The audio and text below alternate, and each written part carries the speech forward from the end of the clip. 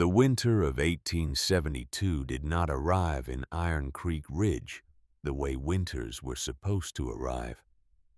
It did not build slowly from the edges of October, did not give the land time to harden itself, did not offer the usual warnings of a sky gone gray, and a wind grown restless and the first thin skim of ice on the water trough before dawn. It came all at once in the second week of November, like a door slammed shut by a hand that had no patience for ceremony. One morning the peaks were bare and brown and dusted with the ordinary frost of a mountain autumn. By nightfall they were gone, swallowed into a white so total and so absolute that it seemed the mountains had never existed at all, that the ridgeline above the town of Iron Creek Ridge had always been nothing but sky. The town itself sat in the narrow valley below the ridge, a single road running east to west between two rows of frame buildings, a general store, a blacksmith shop, a mill that ran on the creek in warmer months and sat idle now, a handful of houses built close together, the way people in hard country learn to build, as if warmth is something that can be shared by proximity alone. There were perhaps 60 people in Iron Creek Ridge that winter. They knew each other the way people know each other when there is nowhere else to go, and no reason to pretend otherwise. They knew whose roof leaked and whose marriage was fraying and whose children had the cough and whose stock was thin. They knew everything and they shared most of it, and that sharing was the closest thing to warmth that a small mountain town could offer. When the temperature dropped, and the supply wagons stopped running, and the world contracted to the length of a single road. Above the town, on the open slope below the timberline, there was a cabin. It was a good cabin by any honest accounting. Samuel Holt had built it himself over the course of 2 summers, working from first light to last, felling and squaring the timber on the slope above, and hauling it down on a drag sled, fitting the logs with the care of a man who understood that in this country, the quality of a wall was not a matter of pride, but of survival. The chinking was tight. The roof was stout.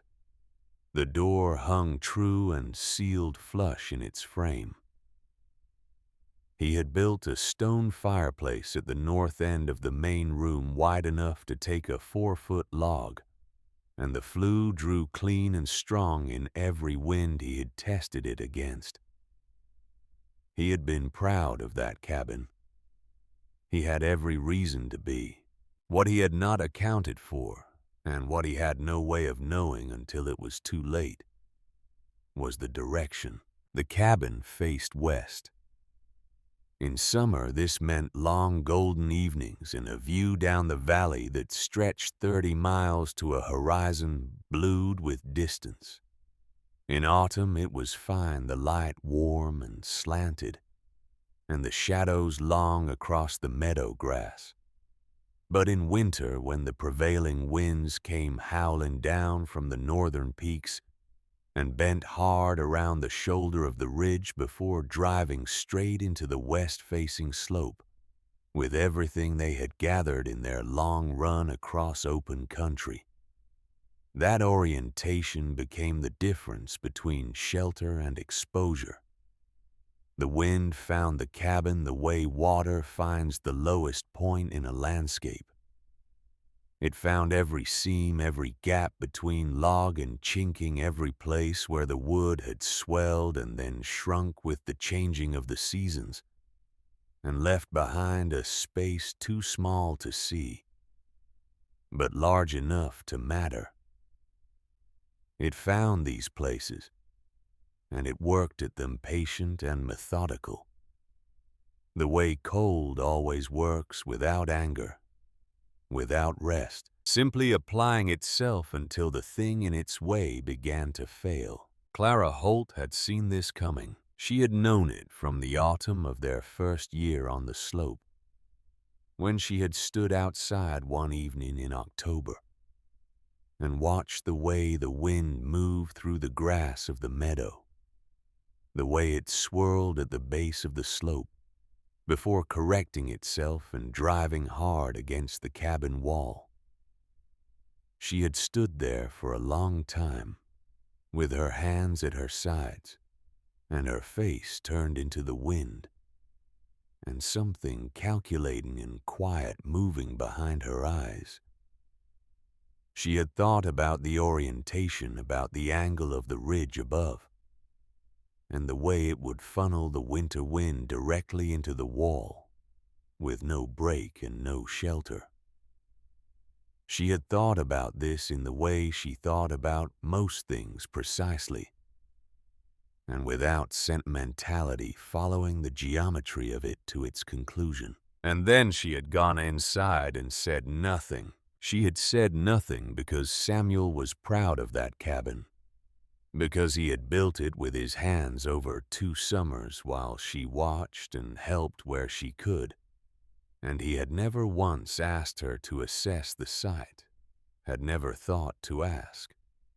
Not because he was a proud man or a dismissive one, but simply because the question had not occurred to him. He had chosen the west-facing slope for the view and the evening light, and the thought of summer mornings with coffee on the step, and the valley spread below like a painting. And she had not said quietly over supper one evening that she thought the winter winds would find them. She had not said it because she knew what it would cost him to hear it. And so she had tucked the knowledge away in the same place she kept all the things she knew, but did not say, a quiet room in the back of her mind, where difficult truths lived until they were needed. By the 3rd week of November, 1872, they were needed. The water in the pitcher froze solid on a Tuesday morning, which was not by itself alarming. Water in pitchers froze often in mountain winters, but this was not the usual hard cold of a clear night and a low fire. This was something else, a cold that did not ease with the daylight, that did not retreat when Samuel built the fire up and fed it generously with the split oak he had stacked against the south wall. The fire burned hot, and the room should have been warm, but it was not. The cold came in faster than the fire could push it back, and by mid-morning the interior temperature of the main room had not risen above what Clara estimated, pressing her palm to the wall, to be just above freezing. She stood at the window and looked out at the slope and the sky and the way the snow was moving. It was not falling. It was flying, driven horizontal by a wind that had been building since before dawn, and the drifts against the west wall of the cabin were now above the lower sill, pressing against the glass, with a slow and accumulating weight. She watched this for a moment, then turned and looked at the room, at the fire working hard against the cold. It could not stop. At the 2 beds against the far wall where Lily and May, 4 years old, and identical in their wool nightgowns, lay, watching her with wide, dark eyes that had not yet learned to be afraid of what they did not understand. At Jasper, 2 years old, bundled in blankets on the smaller bed, asleep with the complete trust of a child who does not know yet that the world can fail. At Samuel, standing at the fireplace with his back to her, staring into the flames the way a man stares when he is trying to understand something, and the understanding is not coming. At Everett, He was 17, her eldest, lean and composed in the way of young men who have been given real work to do and have done it without complaint. He stood near the door with his arms crossed, not coldly but thoughtfully, watching the same window she had just turned away from. He had his father's height already and something of her way of looking at things, the habit of observation, the tendency to measure before moving. He felt her eyes and turned and looked at her, and she looked back. And between them in that look was an acknowledgment that they both already understood what Samuel was still trying not to believe. By nightfall, the decision had been made for them. The west wall had begun to crack at the chinking in 3 places, not catastrophically, not all at once, but enough that the cold came through in a thin and continuous stream that no amount of oakum or rags stuffed into the gaps could stop for long. Samuel worked at the cracks while the temperature in the room dropped degree by degree, and Clara made broth from the last of their dried venison, and the twins sat close to the fire, and Everett carried Jasper in his arms to keep him warm. The fire consumed wood at a rate that would exhaust their supply within 2 days. The wind did not diminish. Clara fed the children. She put the twins in every layer of wool they owned and settled them together on one bed under both blankets and told them they were having an adventure. Lily believed this immediately and with complete enthusiasm. May considered it for a moment before deciding she agreed. Jasper was still asleep. She sat with him for a while, her hand on his back, feeling him breathe, and she made in that moment the kind of decision that comes not from deliberation, but from the bone, from the deepest place in a person where calculation and love are indistinguishable from one another. They would go down the mountain. Samuel, when she told him, did not argue. He had stopped arguing with the wall an hour before, standing back from it with his hands at his sides and the look of a man who has worked as hard as working can work, and found it insufficient.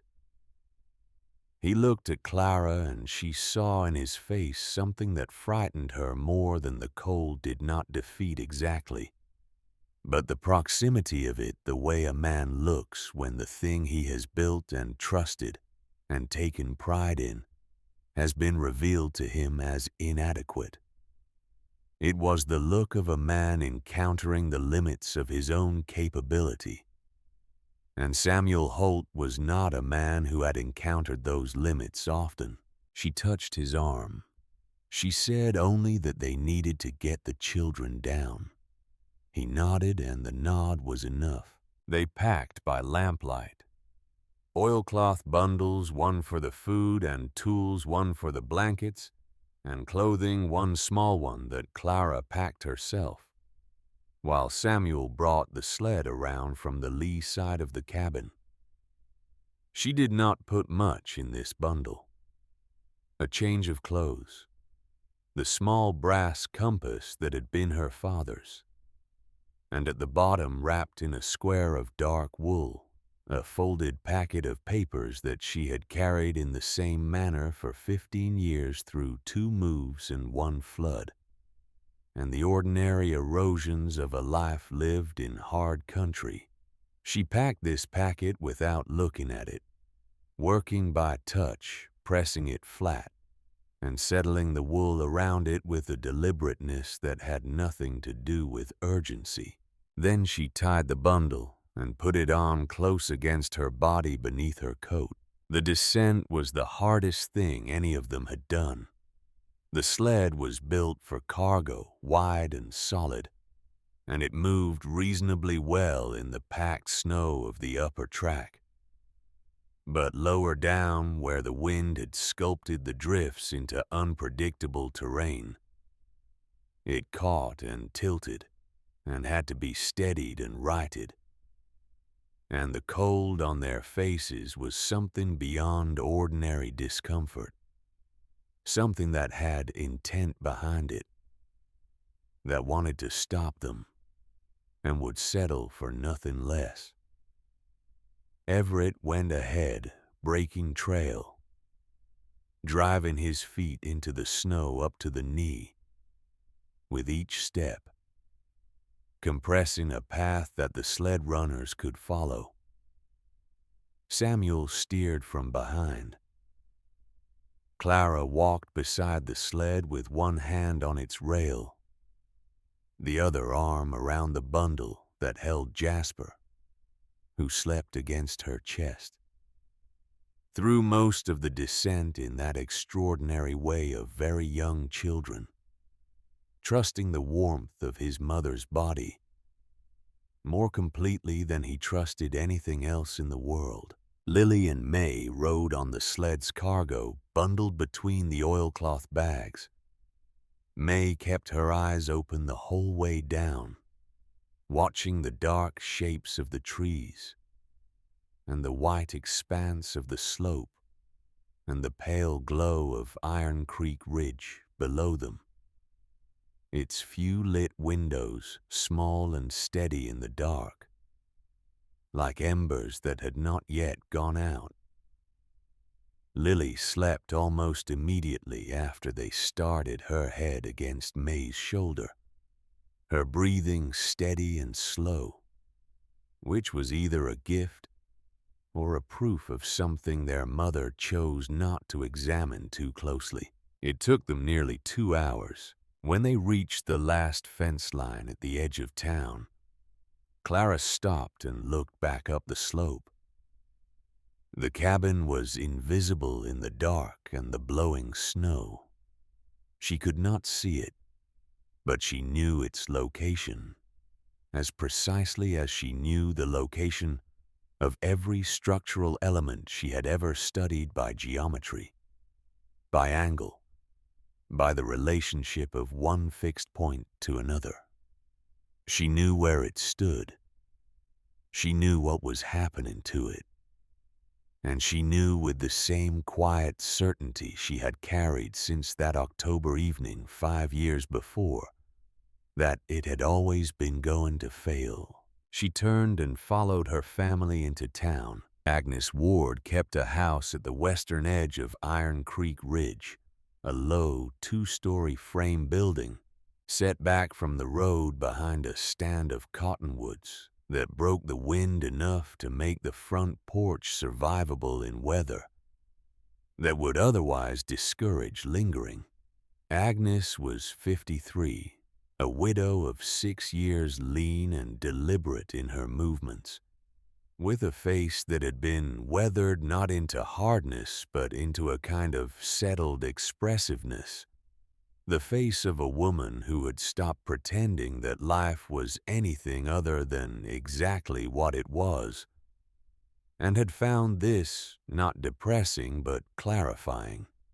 She had a spare room, a warm stove, a well-stocked larder, and the habit of asking very few questions when the answers were evident to any reasonable observer. When Samuel knocked, she opened the door within 30 seconds.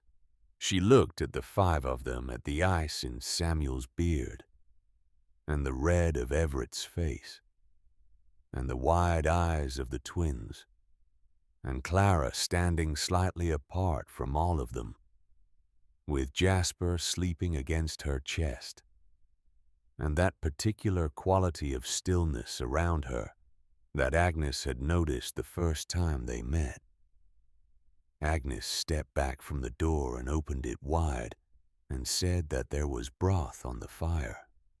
Nothing else. She made space in the spare room for the children, the twins in the narrow bed with extra wool piled over them, Jasper in a cradle of folded blankets, near the small stove that she moved from the corner, and stoked herself with unhurried efficiency. She put a plate of food on the table for Samuel and Everett, and a bowl of broth in Clara's hands, and said nothing about the hour, or the cold, or the circumstances that had brought them there. When Clara tried to say something that involved the word grateful, Agnes stopped her with a short and decisive sound that was not quite dismissal, but was close enough to it, and turned back to the stove. Later, after the children were sleeping and Everett had gone quiet in the chair near the window in that particular way of exhausted young men, Samuel sat at Agnes's table with his hands around a mug of coffee that had gone cold, and stared at them.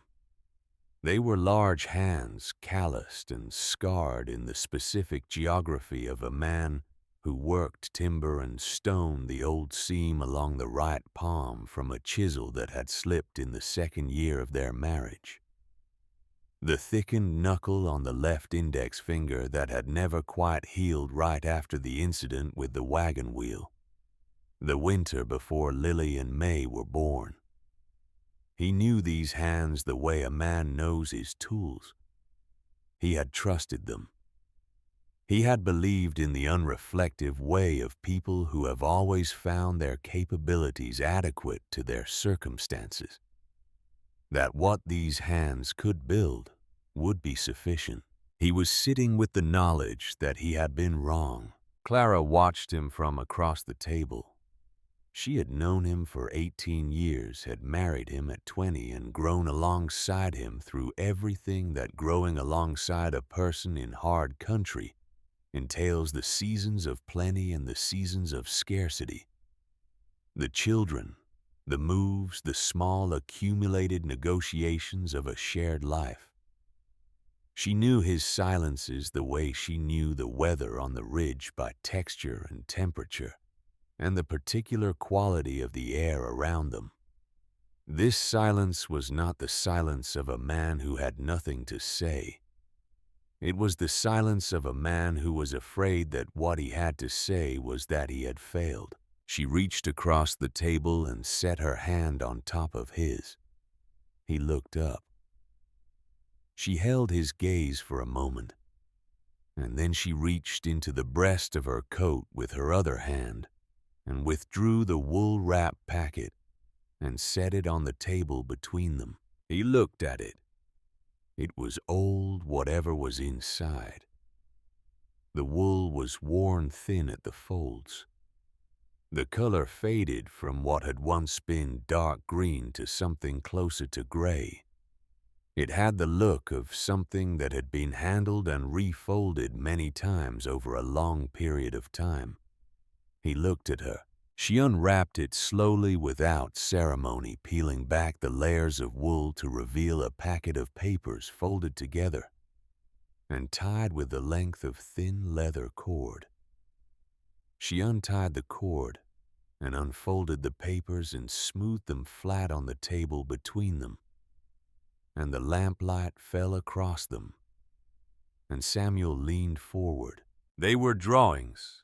Technical drawings, precise and methodical, made in a hand that was different from Clara's, but that Clara's clearly resembled the same economy of line, the same habit of annotating measurements directly onto the image rather than in a separate legend, the same way of indicating the relationship between components by proportion rather than scale.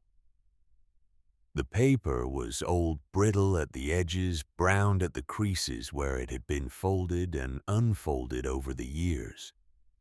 But the lines were clean, and the notations legible, and what they described taken together as a set was a structure that had nothing to do with timber or surface or the ordinary arrangements of a house built above the ground. It was a home built beneath it. 3 levels, each one deeper and warmer than the last. The uppermost level, accessible by stone steps cut directly into the hillside, was a garden space lit by windows, set at a calculated angle into the outer wall, angled precisely to capture the low arc of the winter sun and direct it downward onto raised growing beds. Beside each window, a notation in small tight script described the angle in degrees and the reasoning behind it, accounting for the latitude and the typical solar elevation in the winter months. A hand pump driven to the water table fed a system of stone channels that distributed water to the beds by gravity alone. The calculations for the channel gradients were noted in the margins. The second level was deeper timber-framed stone-walled with a stove vented through a flue that ran vertically through the rock and emerged at the surface, designed to draw by convection, pulling cold air down and warm air up through a principle that was explained in 3 lines of notation that were dense with specific reasoning. The third level was deepest, and it was here that the drawings became most extraordinary. At the bottom of the second stairway, a chamber had been planned around a natural feature of the geology, a thermal spring, a place where water heated by the deep rock of the mountain reached the surface at a consistent temperature, warm enough to fill a shallow basin lined with flat stone, warm enough to generate the kind of ambient heat that would rise through the levels above and eliminate the need for continuous firing of the stove for most of the winter. The drawings were detailed, complete, and entirely workable, and they had been made by a man who was 15 years dead. Samuel looked at the drawings for a long time.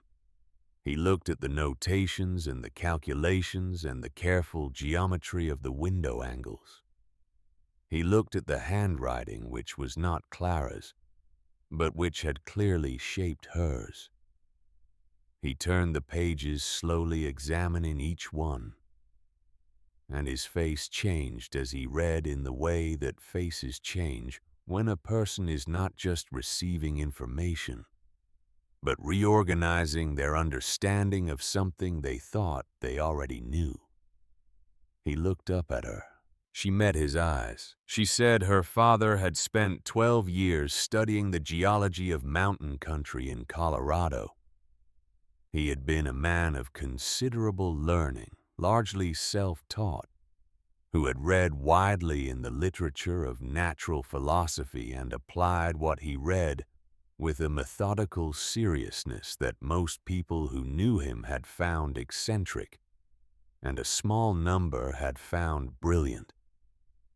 He had believed, based on what he had studied and what he had observed in his own surveys of the ridgelines above towns like Iron Creek Ridge, that the earth itself was a source of warmth that people had not learned to use correctly. He had believed that a home built into the hillside designed around the thermal properties of the deep rock could maintain a livable temperature through the worst winters without the relentless consumption of wood that made survival in mountain country such a constant and exhausting labor. He had made these drawings over the course of several years. He had intended to build. He had died in the winter of 1857. Before he had found the right hillside, Clara had been 23 years old. She had sat beside him for the last 3 days of his life. And on the last of those days, when he was no longer able to speak, he had pressed this packet of papers into her hands, and she had understood without needing to be told what she was being given. Not just drawings, a responsibility, a thing left unfinished that he was asking her to finish. She had carried them ever since. Through the courtship with Samuel, through the wedding, through every home they had made, and every place they had lived in the years between. She had carried them not because she had been waiting for an opportunity to use them exactly, though that was part of it, but because they were her father's hands in paper form. His intelligence and his patience and his quiet certainty that the world could be understood if you looked at it carefully enough and were willing to follow what you saw to its conclusion. She had carried them because they were the best of him, and because she had never been ready to put them down. She had not told Samuel about them because she had not known how to explain why she was carrying a dead man's plans for a house they had not built and might never build. And then the years had gone by and the moment to tell him had not come.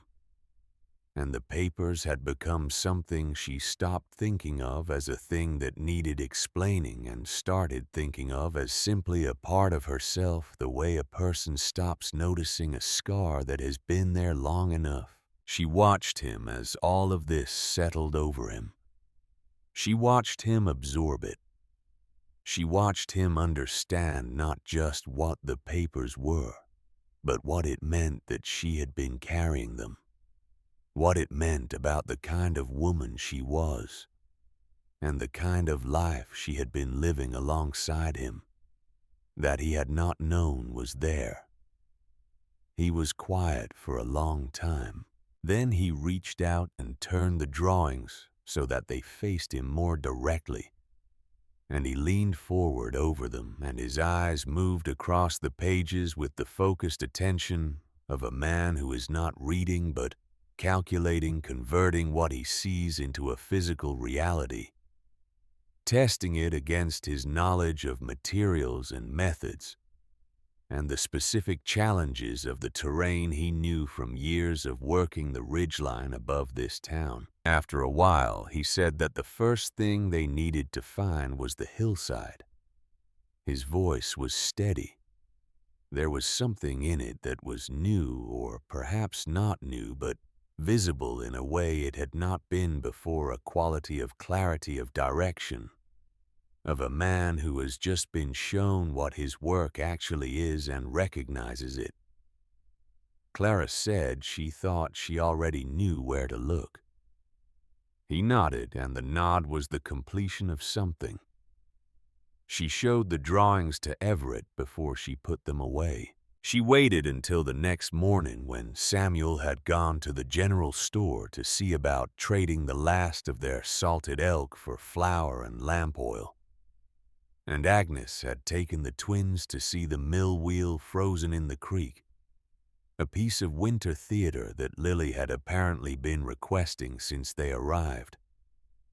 Jasper was sleeping. The house was quiet. She sat down at the table with Everett and unfolded the papers. He was 17, and she had always been honest with him about hard things, because she believed that honest knowledge, even when it was difficult, was kinder than protected ignorance. She showed him the drawings and explained what they were, and she told him about her father, in the way she had never quite told him before, not just the outline of a grandfather lost before Everett was born, but the substance of the man, his ideas, his methods, his patient and systematic way of understanding the world. Everett listened. He looked at the drawings with the same close attention his father had shown, and she could see him doing the same work, converting lines on paper into three-dimensional reality, testing it against what he knew. He was good at that. He had inherited it from somewhere, though she had never been sure whether it was from her, or from Samuel, or from some combination of the two that produced something neither of them had separately. When she finished, he was quiet for a moment. Then he said, "You've been carrying these since before I was born?" She said yes. He looked at the drawings again. Then he looked up at her with an expression she recognized as the expression of a person who has just understood something about someone they love that changes the shape of what they thought. They knew. Not diminishes it, not replaces it, but adds to it a dimension that makes it larger and more real. She folded the papers and put them back in the wool. She said they would go look at the hillside that afternoon, that she wanted his eyes on it, and that she would need his help in the weeks to come. He said yes immediately, without qualification or hesitation, and she believed him, and they went. The walk to the base of the ridge took them out of the town's sight almost at once. The slope was steep and the snow was knee-deep in places, and the cold bit at every inch of exposed skin, but neither of them hurried. They moved with the deliberate economy of people who had lived in mountain country long enough to know that urgency and altitude were a combination that punished the impatient. Everett broke trail ahead of her, his long stride compressing a track in the snow that she followed, and she watched the terrain as they climbed, reading the slope the way her father had taught her to read it, looking for the signs of what lay beneath. The rock face here came through the hillside in long, clean shelves of gray stone, layered one upon another, like the pages of a very old book, and where the layers did not sit flush. There were gaps, crevices where moisture had accumulated and frozen and thawed and refrozen over many seasons, and the rock at these points was fractured not catastrophically, but in a way that suggested the interior was more complex than the surface. She moved along the base of the slope with one gloved hand trailing on the stone, feeling its texture, reading its temperature through the wool of her glove. She stopped at a point where the rock face curved inward, forming a shallow overhang, and behind it, the earth was darker and softer, protected from the worst of the wind and from the direct freezing action of the coldest nights. She knelt in the snow and cleared away a crust of ice and a thin layer of frozen soil with her fingers, and beneath it, the ground was not the bone-deep cold of the open surface. It was cool, yes, but it was the cool of a root cellar in early spring, the cool of the deep earth that does not take on the extremes of the surface because it is insulated from them by its own mass. She pressed her palm flat against it and held it there. Everett watched her. She looked up at the overhang, at the angle of the slope rising behind it, at the depth of snow on the roof of rock above, and the way the pale winter sun tracked across the face of the ridge each afternoon. She looked at the stone itself, the thickness of the layers, the way they would bear weight, the angle at which they could be cut and shaped. She looked at the line of the hillside above and calculated silently the distance to the water table, based on what her father's notes had described about the geology of this ridge, specifically because he had surveyed it. She knew he had his notes, said so, and the annotation she had read 10,000 times at the bottom of the third drawing, written in the smallest hand, described a thermal feature beneath the eastern face of a ridge above a valley at approximately this latitude, and she had understood when she first read it at 23, sitting beside her dying father, that he had been here, that he had come to this ridge, or one very like it, and had found what he was looking for, and had not had time to build. She stood. She dusted the frozen soil from her knees. She looked out across the valley below, where the thin smoke from the town's chimneys rose into a sky of absolute cold blue. She said to Everett, without drama, without performance, simply as a statement of what she believed to be true, she thought they had found the place. He looked at the overhang and the slope and the rock and the dark, unfrozen earth she had uncovered, and he was quiet for a moment. Then he said that he believed her.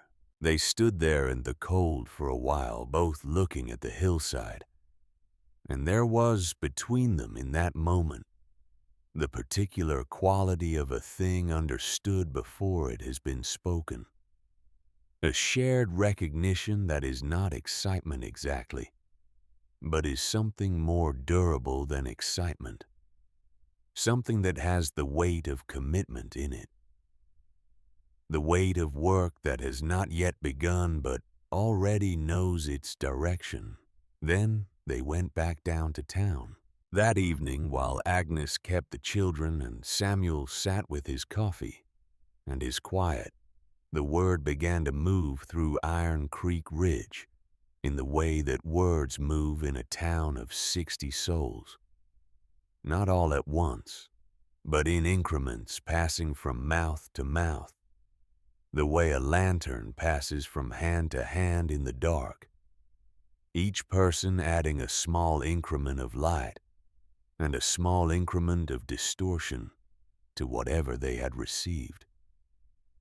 Agnes had said something to her neighbor, not from any intention to gossip, but from the sheer difficulty of containing information of this magnitude in a small house shared with 5 other people, and the natural human need to speak aloud the extraordinary things that happen in ordinary rooms. By the next morning, Iron Creek Ridge knew that the Holt family intended to dig a home into the hillside. Old Fletcher heard it at the general store where he heard most things, and where he delivered most of his opinions, which were numerous and consistent, and delivered with the particular confidence of a man who has never been seriously wrong about anything, or at least has never allowed the possibility of being wrong to interfere with the delivery of his views. Fletcher was 60 broad and loudly reasonable in the manner of men who have mistaken the volume of their certainty for the quality of their judgment. He said what most of the room was thinking, which was that the Holts had lost their minds, along with their cabin, that a family that dug into a hillside in the middle of a Colorado winter was a family that had given up on living like human beings and had decided to live like something else entirely, and that there was something pitiable about it, something sad, something that a person of ordinary common sense could see at a distance. Dwight Cole, the blacksmith, laughed. Cole was a broad and cheerful man whose laughter was one of those sounds that invited other people to join it. Not because it was particularly witty, but because it was loud and communal, and carried with it the implicit promise that whatever was being laughed at was something everyone in the room already agreed was ridiculous. Others laughed with him. The laughter was not cruel in the way that deliberate cruelty is cruel with intention behind it. It was the laughter that comes from people who do not understand a thing and have decided, rather than sit with that discomfort, to find the thing amusing instead. They called it the rabbit warren. Some said it with a shake of the head. Some said it with a smile that contained a measure of genuine pity.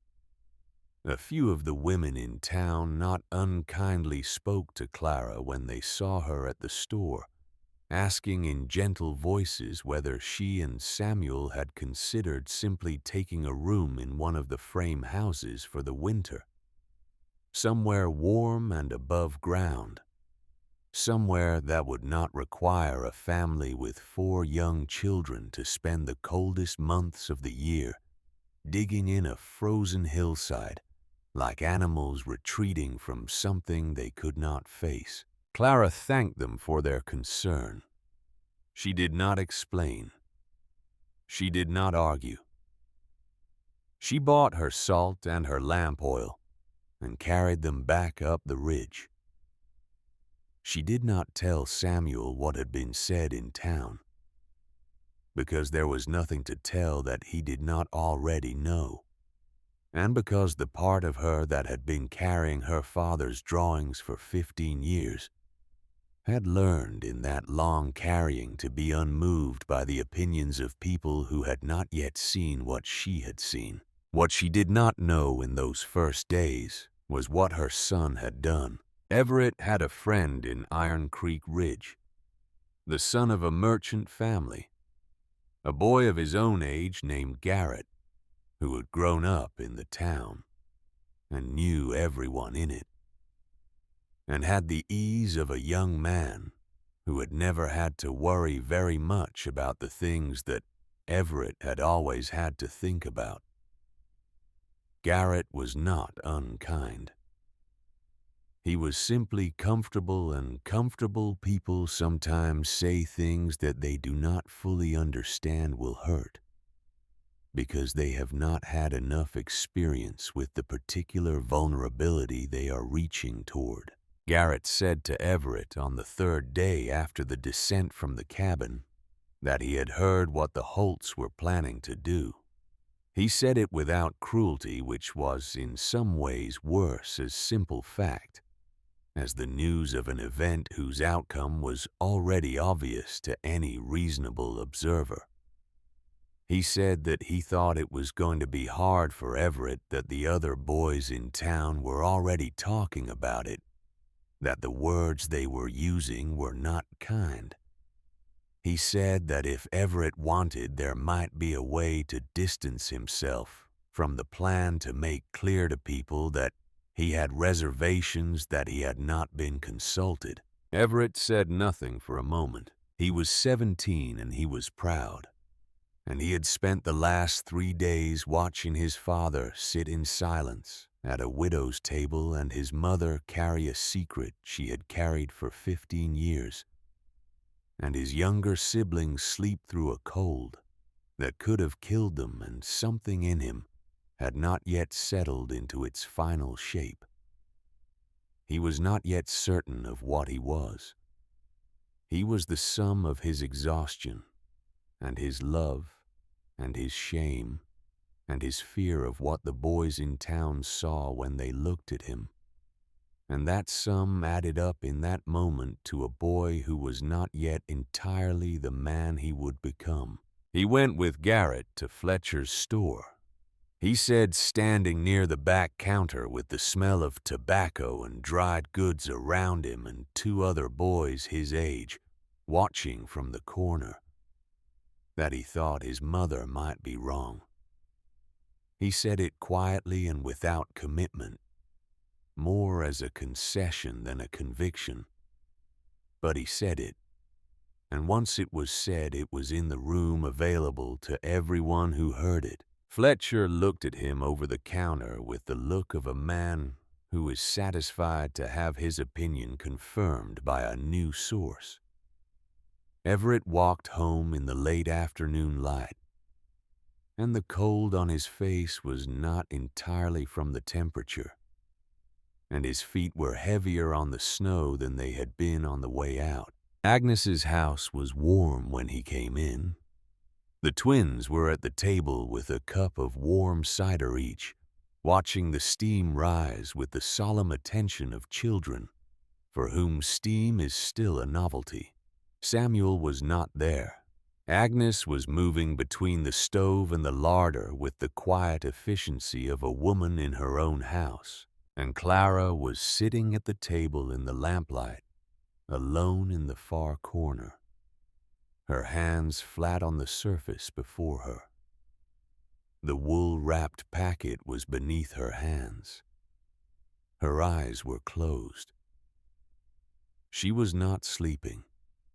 She was thinking in the particular way that she thought, with her whole body still, and her mind moving through the dimensions of a problem that had not yet found its final form.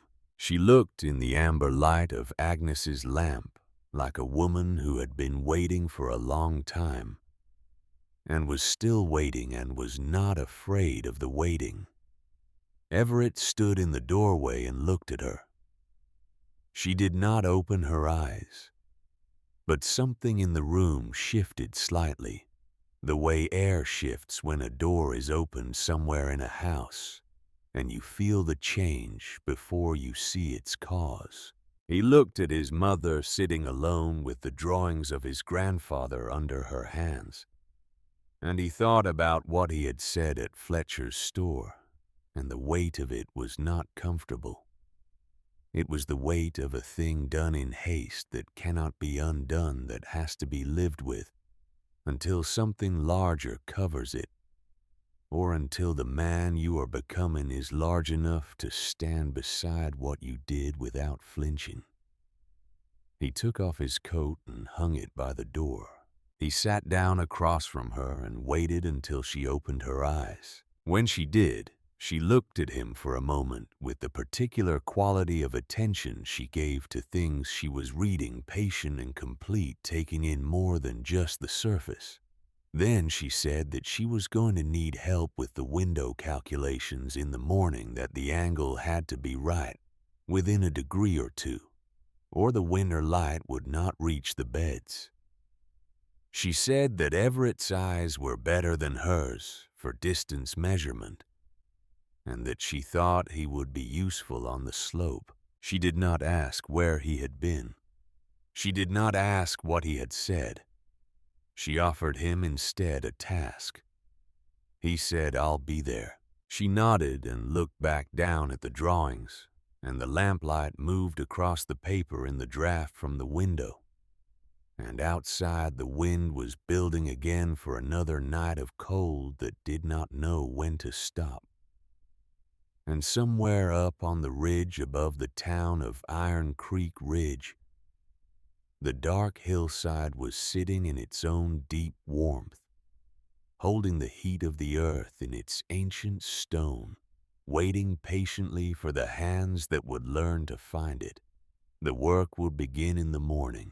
Clara Holt put her father's drawings back in their wool wrapper and tied the leather cord and held them for a moment in both hands. And then she set them on the table in front of her like a thing that was no longer a secret, because it was time. The morning they began to dig, the sky was the color of iron, and the cold was the kind that does not feel like weather so much as it feels like a condition of the world, permanent and indifferent, a state of affairs that has always been and intends to continue. The sun rose somewhere behind the cloud cover and made itself known only as a pale brightening in the east, a suggestion of light without warmth, a reminder that the machinery of the sky was still operating, even if the results were not apparent at ground level. The temperature was 12 degrees. The wind had dropped overnight to something manageable, which, in the context of Iron Creek Ridge in late November, meant that it was merely unpleasant rather than dangerous. Clara Holt was on the slope before Samuel. She had been there since before full light, standing at the base of the overhang with her father's drawings unfolded in her hands, held flat against the wind by the pressure of her gloved fingers at the corners. She was not reading them. She had read them enough times over enough years that the information in them had long since migrated from the page into her own understanding, become part of the way she saw the physical world, rather than something she had to consult. She was using them the way a musician uses a score they have memorized, not for the notes themselves, but as a frame for concentration, a way of organizing attention. She was measuring. She had a length of string that had been her father's fine cotton cord, that had gone gray with age, but had not weakened. and she was using it with the small brass compass and a series of stakes she had cut that morning from a stand of young aspen at the edge of the meadow. She moved along the base of the slope with a methodical deliberateness, pressing stakes into the frozen ground at intervals, drawing the string between them, sighting along it with the compass held steady at eye level. The stakes marked the outer wall. The string described the angles. The compass told her whether she was within the tolerances that her father's calculations required. She was within them. She had chosen this site carefully, had walked it twice the day before by herself and once with Everett and once in her mind during the long hours of the night when sleep would not come. And she was certain of it now in the way she was certain of things when the geometry agreed with itself at every point, and there were no contradictions, and the numbers resolved into a coherent whole.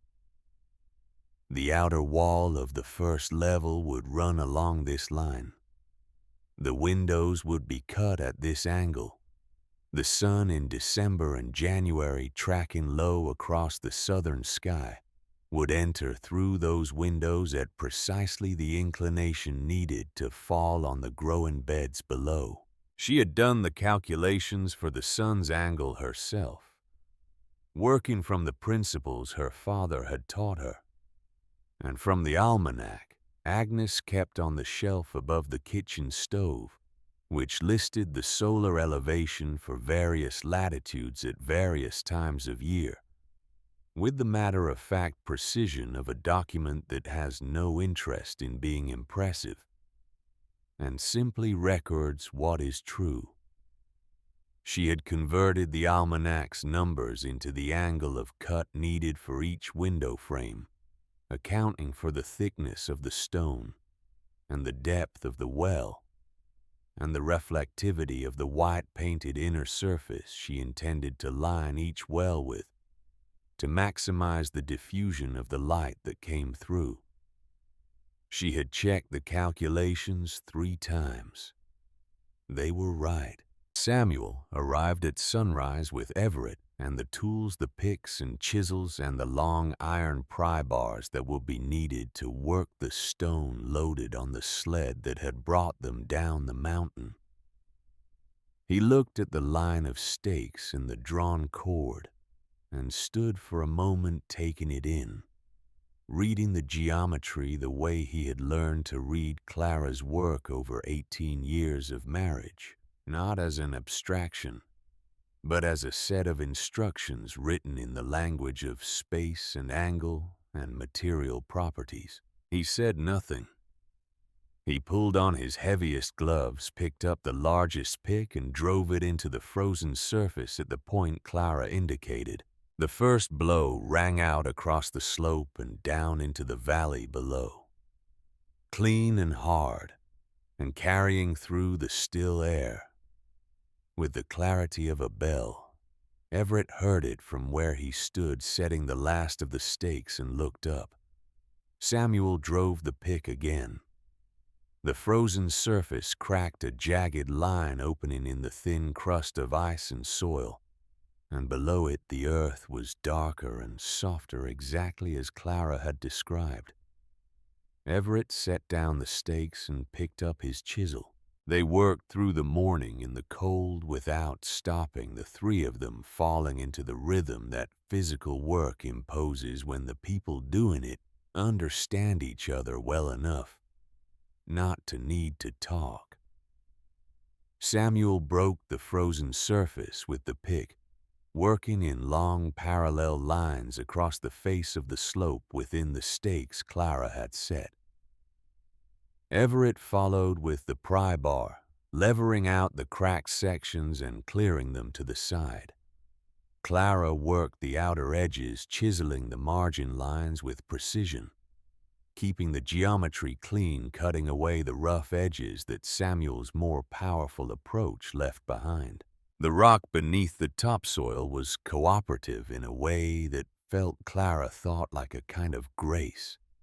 It was layered in flat slabs, the kind of sedimentary stone that had been compressed over immense spans of time into strata of consistent thickness, and these slabs could be pried free with leverage rather than destroyed with force.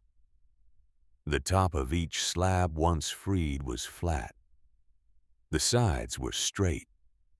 Every stone they pulled from the ground was a potential wall section, or a floor panel, or a lintel, and Clara moved along behind the work, examining each freed slab with a practiced eye, sorting them by size and shape, setting the best ones apart in a pile that grew steadily through the morning.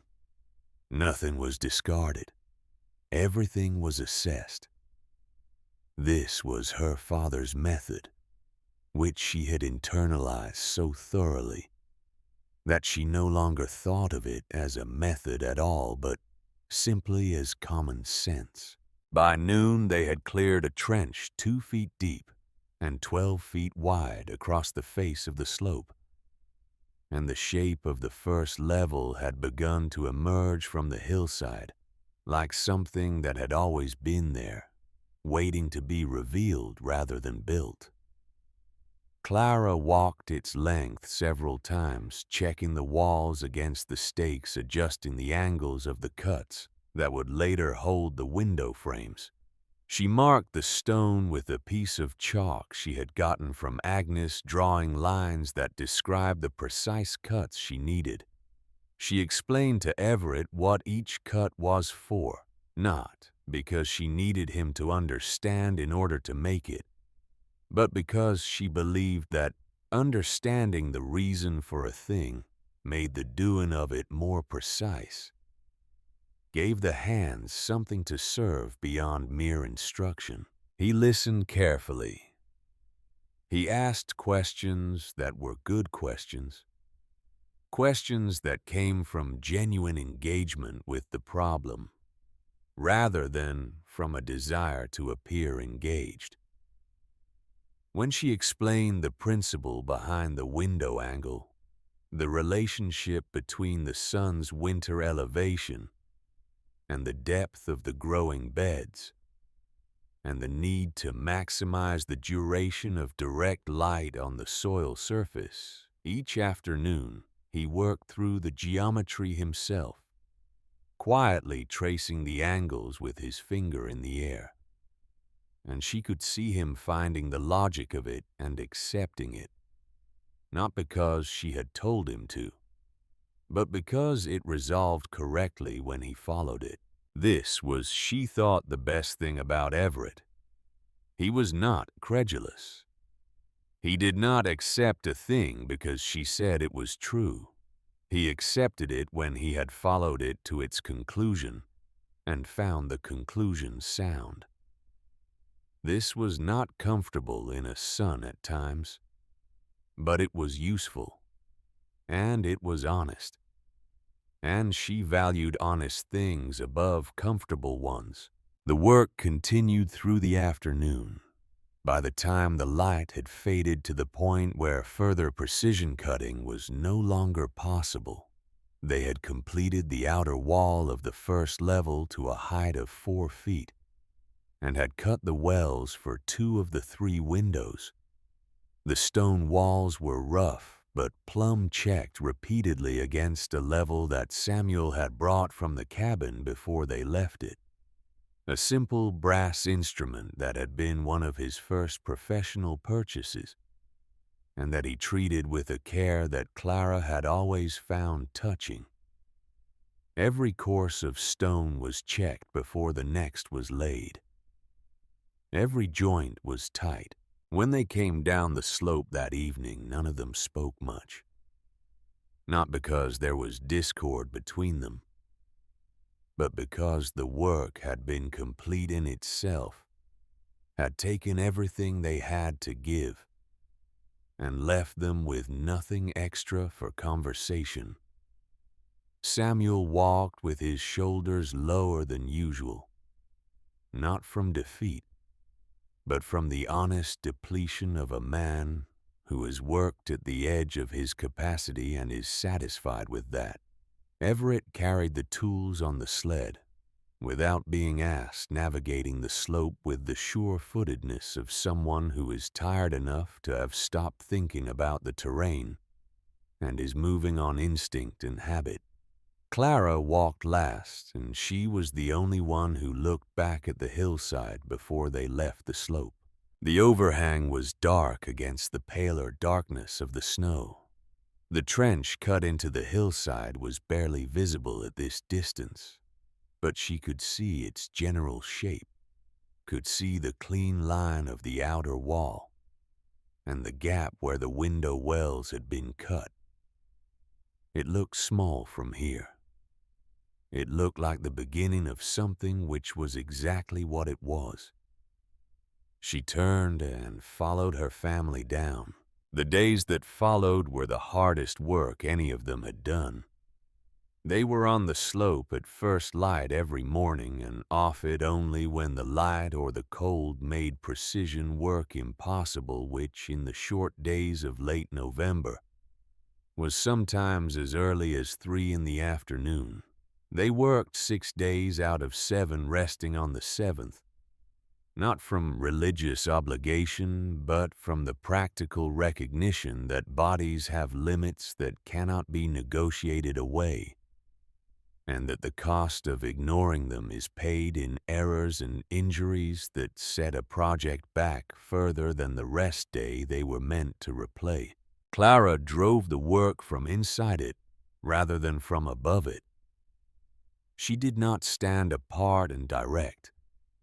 She was in the trench with them, measuring, cutting, checking, mixing the lime mortar that bound the stone joints and testing its consistency with her fingers, the way her father had taught her by feel, rather than formula, the right consistency being a thing she knew by the way it held its shape when compressed and released from the palm. She carried stone. She chiseled window frames. On the day they cut the opening for the hand pump, she drove the bore herself for the first 2 feet until the blister on her right palm had opened, and Samuel took the driver from her hands with a firmness that was neither argument nor request.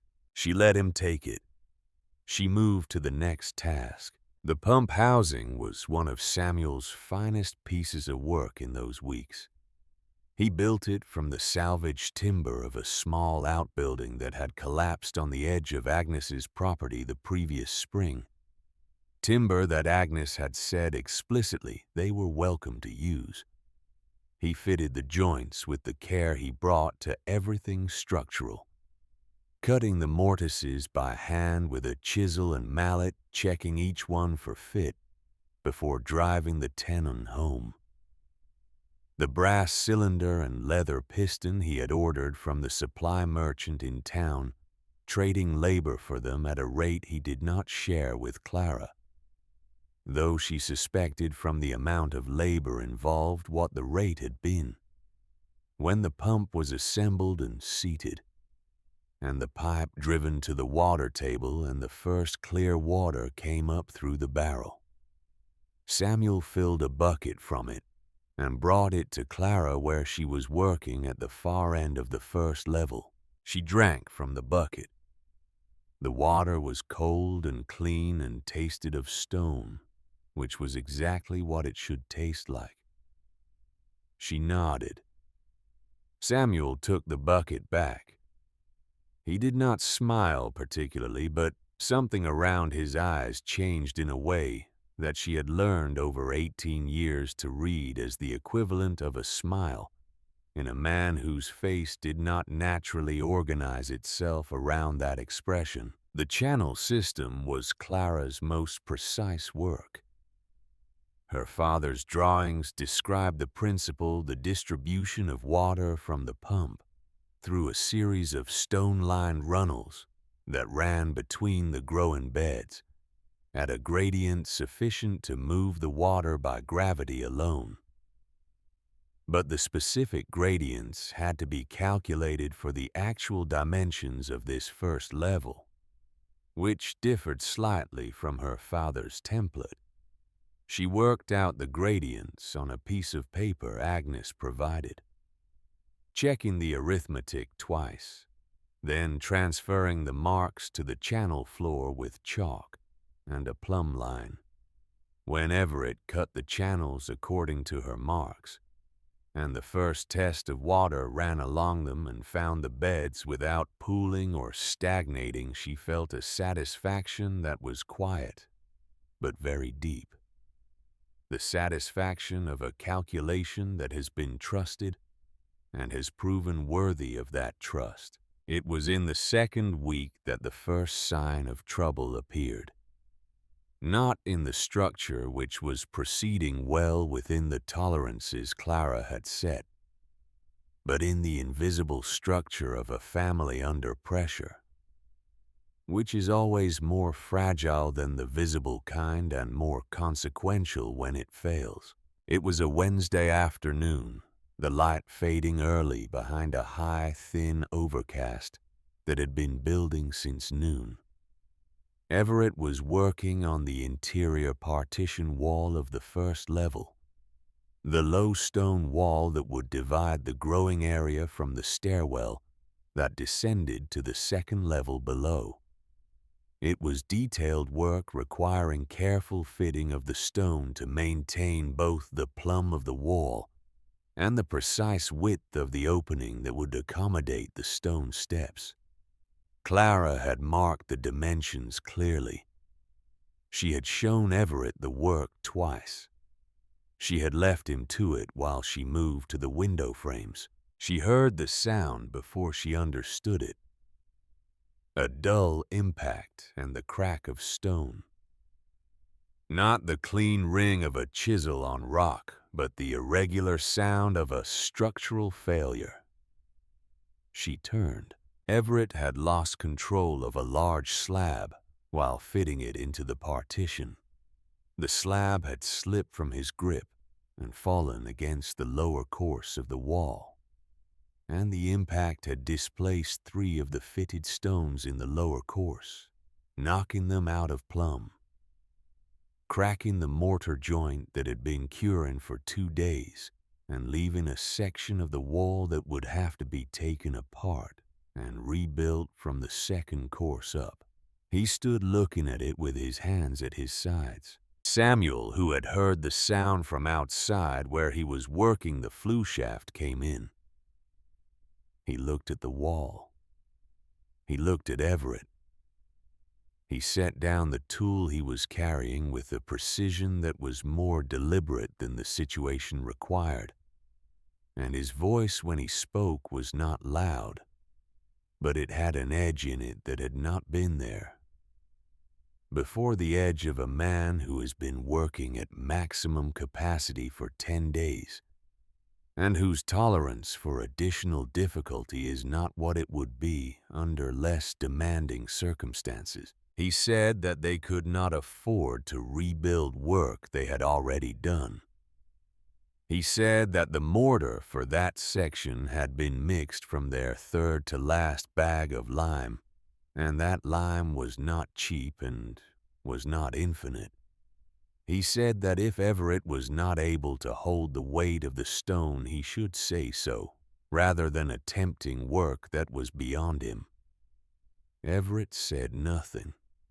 His face went to the careful stillness of a young man holding something in. Samuel picked up his tool and went back outside. Clara waited until his footsteps on the slope were at a sufficient distance. Then she walked across to where Everett stood and looked at the damaged section of wall for a moment.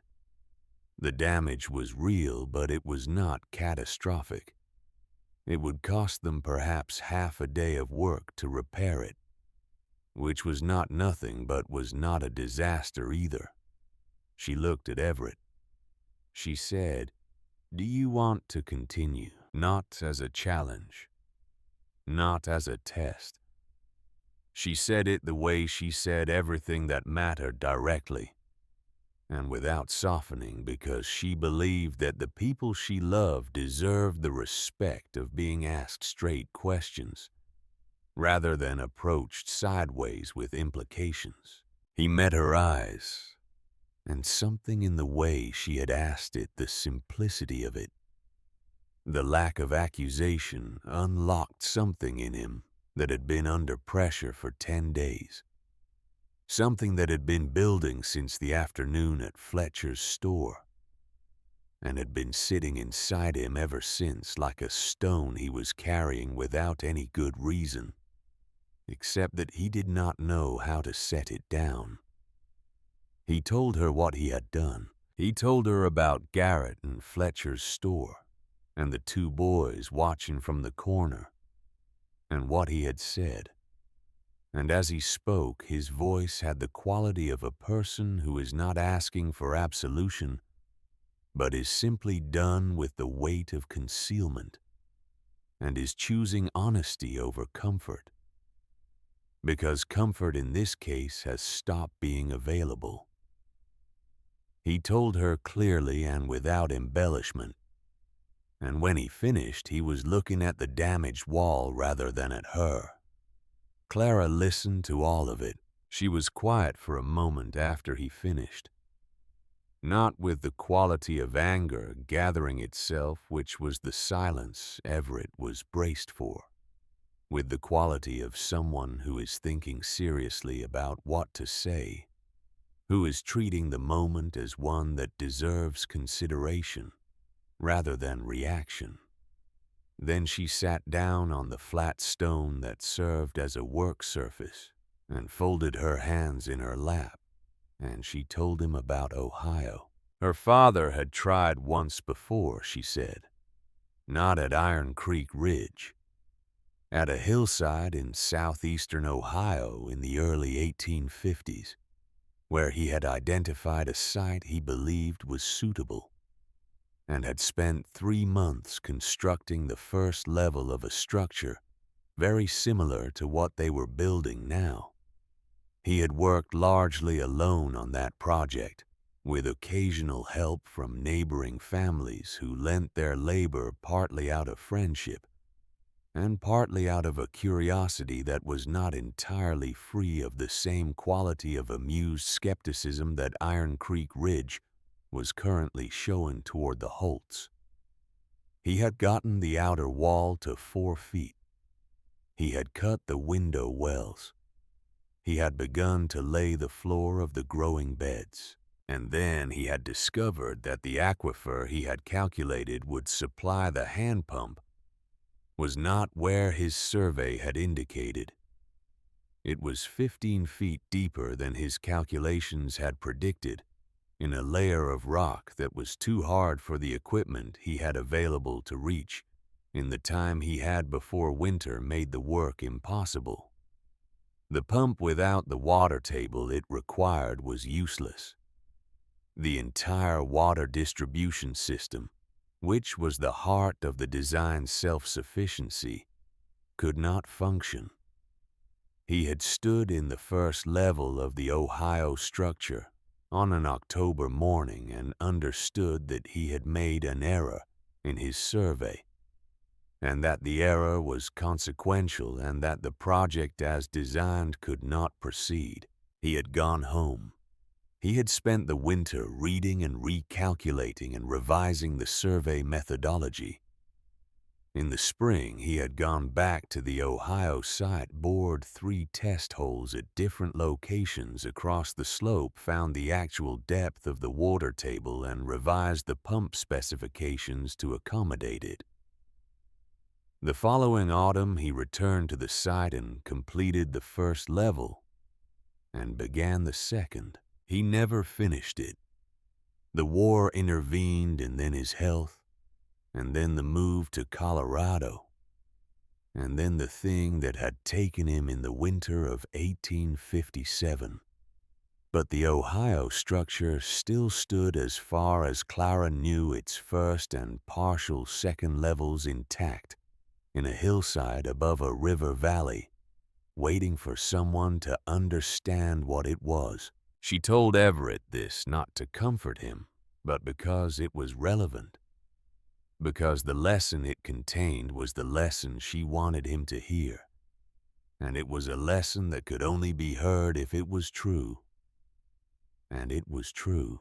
She said your grandfather failed at Ohio, and he stood up and went back and continued. What you are building here is the thing he could not finish. You are the hands he did not have. The wall you damaged today is half a day of repair. The wall he walked away from in Ohio is still sitting in a hillside waiting for someone to come back to it after 60 years. Do you understand the difference? Everett looked at her. His face had changed while she was talking. Not dramatically. Not in the way faces change in moments designed for that kind of change, but in the quieter way of a person who is absorbing something real, who is taking on the weight of a true thing and redistributing themselves around it. He said yes. She said, then let us see about this wall. They rebuilt the damaged section that afternoon working together, and Everett handled the heavy slab with a different quality of attention than he had brought to it before, the attention of someone who understands what the work is for.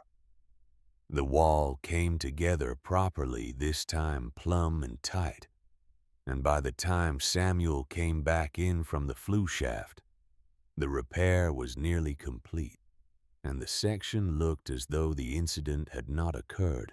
Samuel looked at it. He looked at Everett. He set his hand briefly on Everett's shoulder as he passed, said nothing, and went to the stove corner to check the flue fitting. It was enough. The flue was the last major element of the first and second levels to be completed, and it was Samuel's most exacting work.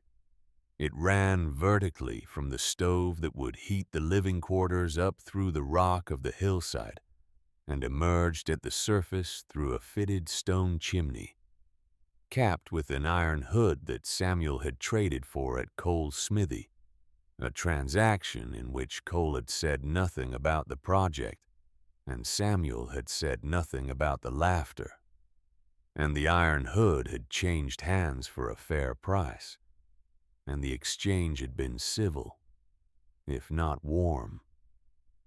The principle of the flue was convective. The vertical run and the differential between the hot interior and the cold surface above would create a draft that drew air up through the system, continuously pulling the warmth of the fire upward and drawing fresh cold air in through the deliberate gap at the base of the stove alcove. The stove would not need to be constantly tended to keep the living quarters warm. The system would work while the family slept. When Samuel lit the first test fire in the stove on a gray afternoon in the second week of December, they all stood and watched the smoke.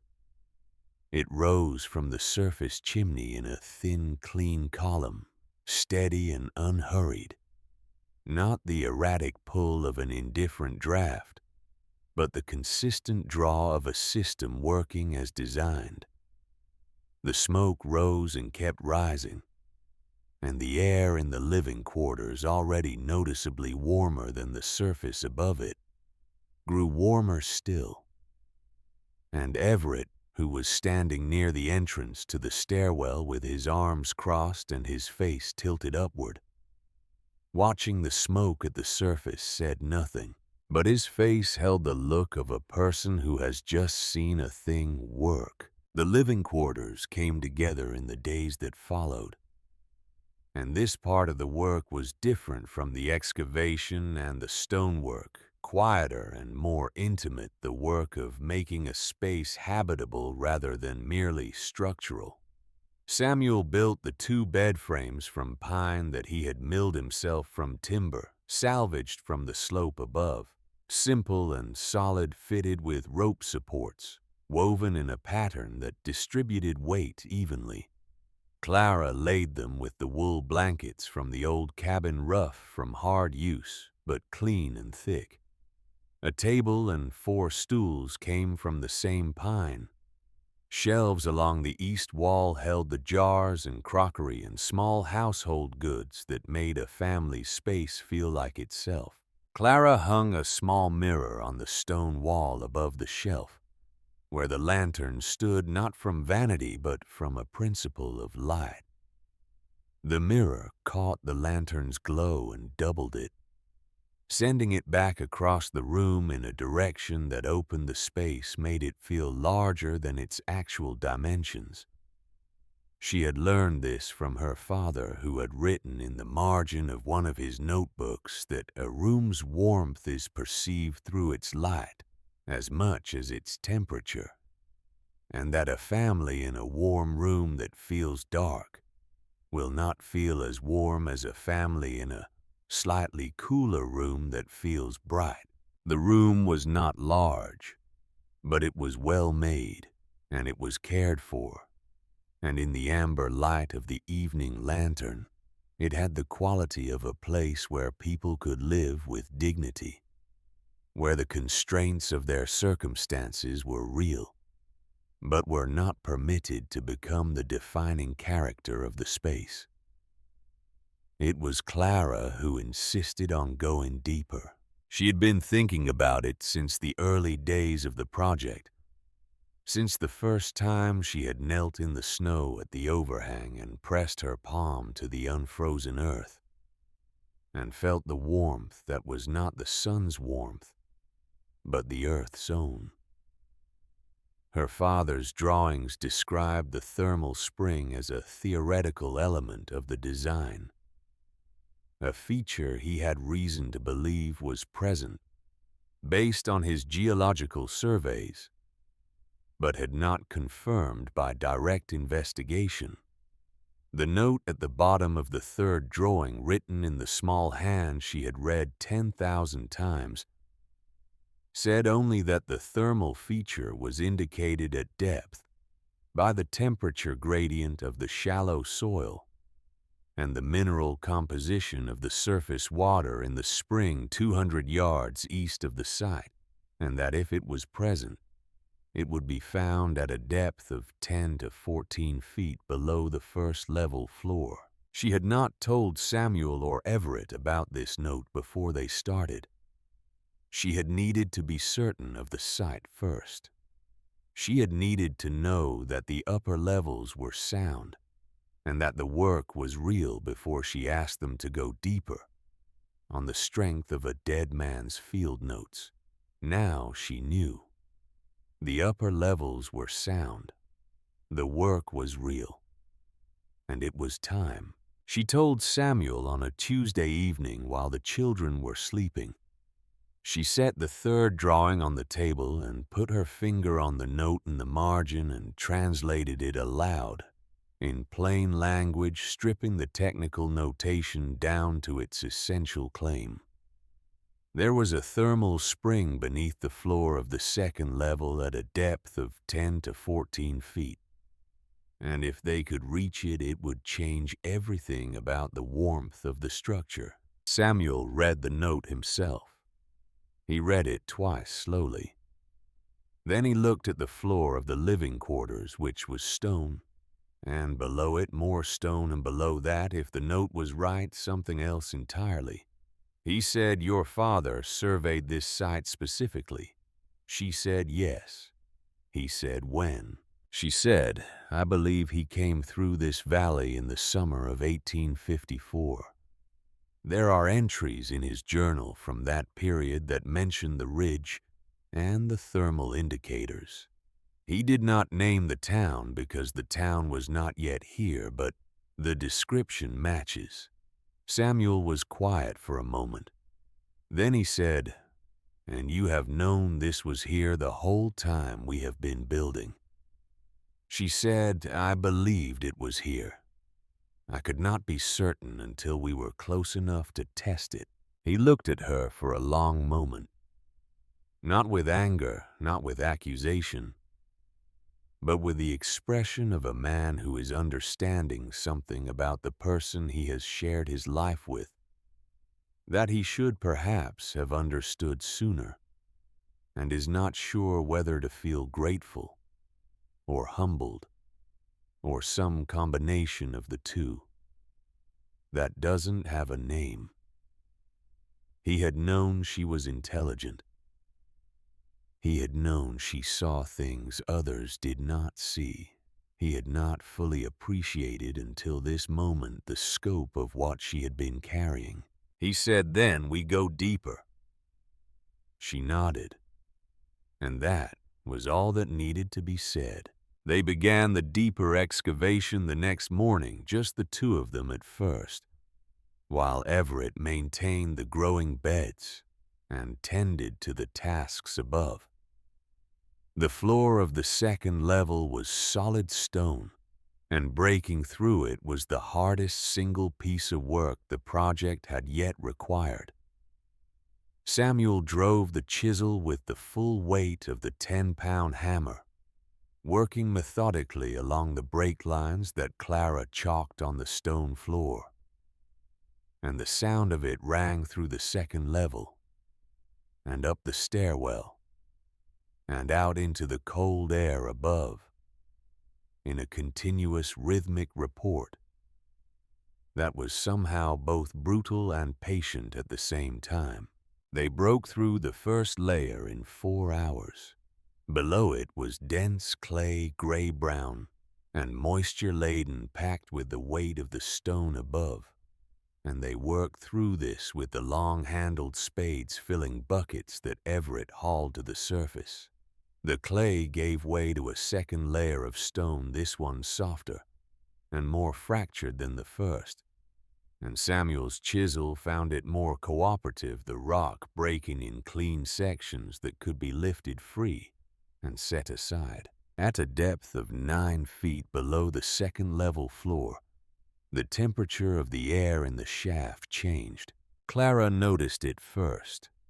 She had been descending periodically to check the walls of the excavation for stability, pressing her palm to the stone at intervals to feel for movement or moisture. And when she descended for the 5th time and reached the bottom of the shaft, the air around her was different. It was warm, not dramatically, not the shocking warmth of a heated room, but the quiet, persistent warmth of a place where the earth's own heat has not been dispersed by its proximity to the surface, where the ground holds what it has accumulated over time and gives it up only slowly into the air above it. She stood at the bottom of the shaft for a moment and breathed. Samuel was on the surface. She called up to him. He came down, descending the rope ladder they had rigged for the excavation, moving hand over hand with the practiced ease of a man who has spent his working life around construction sites and is comfortable in confined spaces. He reached the bottom and stood beside her, and she watched his face as the warmth of the air found him. He turned to her. The shaft was narrow and the lamplight came down from above, and his face in the low light had the expression of a man who has put his hand on something in the dark and is deciding what it is. She said, "We are close." He drove the chisel through 2 more feet of fractured stone, working in the confined space with the focused economy of a man who cannot afford to waste effort. And then the chisel broke through into a cavity, and the air that came up through the crack was warm and damp, and carried with it a mineral scent that was unlike anything on the surface. The smell of deep water and ancient stone, a smell that had no equivalent in the world above ground, and that once encountered was unmistakable. They widened the opening together, working the chisel around the perimeter of the break, and the cavity below was not large, but it was real. A chamber in the rock where the stone had fractured along an old fault line and left a space in which water moved. The water was visible in the lamplight, seeping through a long crack in the lower face of the chamber, flowing in a thin, continuous sheet down the stone and collecting in a natural depression in the floor. Samuel dropped to his knees and cupped his hand beneath the flow. He held the water in his palm for a moment. Then he turned and looked up at Clara, who was kneeling beside him at the edge of the opening. She was watching him with an expression that was not triumph and was not surprise. It was the expression of a person who has believed something for a very long time and is watching it become real. An expression that holds both satisfaction and grief in equal measure, because the thing that is becoming real belongs not only to the present, but to a past that cannot be recovered, to a man who had known this water was here and had not lived to see it. Samuel said, "It's warm." She said, "Yes." He said quietly, "Your father marked this spot. He found it. He knew exactly what was here." She said he did. Samuel looked at the water running over his palm, and then he looked at Clara. And between them in that moment was the full weight of 15 years of a secret, kept not out of deception, but out of love. The love of a daughter for a man who had understood the world with a precision that most people could not see, and the love of a wife who had known that the time for this would come, if she was patient enough to wait for it. Samuel set his palm flat against the stone and felt the warmth coming through it, slow and steady, the heartbeat of the earth. Then he stood. He took Clara's hand, not dramatically, not with the performance of sentiment, but with the directness of a man who has understood something important and is choosing a simple action to mark it. He held her hand for a moment in the warm, mineral-scented air of the deep chamber. He said, "We will need more stone for the basin." She said, "I have already sorted it." They lined the thermal pool over the next 3 days, working down in the lower chamber with the lamplight and the warmth and the sound of the water moving through the rock. They shaped the basin from the flat slabs Clara had set aside from the first weeks of excavation, fitting them together with careful joints, building the walls of the pool to knee height, and the water filled it of its own accord as they worked, rising steadily until it lapped at the rim of the fitted stone. It was clear. It moved with a slow, barely perceptible pulse. Steam rose from its surface in a thin, continuous haze that caught the lamplight and turned it amber. And the chamber had about it the quality of a place that has existed for a long time and is accustomed to being inhabited. The warmth from the pool rose by convection through the stairwells, and the levels above filling the living quarters with a baseline heat that the stove supplemented rather than provided. The temperature in the sleeping quarters on the first night after the pool was complete was warmer than any night they had spent in the cabin on the slope above, warmer and steadier, not subject to the fluctuations of a fire that burned down and was rebuilt but sustained by something that did not consume and was not exhausted. They moved the family in on a night in late December, when the snow above was falling thick and the wind was back in the north, though nothing like what was coming. The stone steps down from the surface were narrow, and the children had to descend carefully. And Clara went first with Jasper, and Samuel went last. Everett took the twins, one hand to each of them, guiding them down one step at a time. Lily asked on the third step whether it was getting warmer. May said she could already feel it. Lily laughed at this, the immediate and uncomplicated laughter of a child encountering something new and finding it good. And the sound of that laughter in the stone stairwell bouncing off the fitted rock and rising upward into the cold air above was the first human sound that had been made in the structure they had built. The first time the space had heard the noise of people living in it, rather than people building it. Clara stopped on the steps and turned at the sound. She watched her daughters descending the stone stairs into the warmth that their grandfather had mapped 30 years before they were born. And she felt something that was not possible to name precisely, something that lived in the overlap between grief and gratitude, and the particular satisfaction of a thing done and done correctly. A thing that had begun as paper and string and the calculations of a dead man's patient mind, and had become by the labor of living hands a place where her children could be warm. Jasper reached out his small hand and pressed it flat against the stone wall of the stairwell.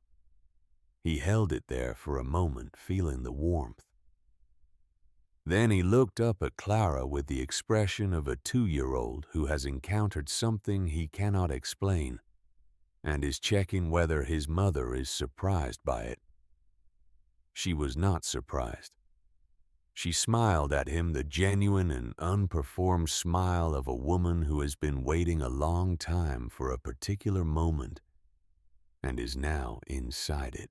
She took his hand in hers and carried him down into the warmth.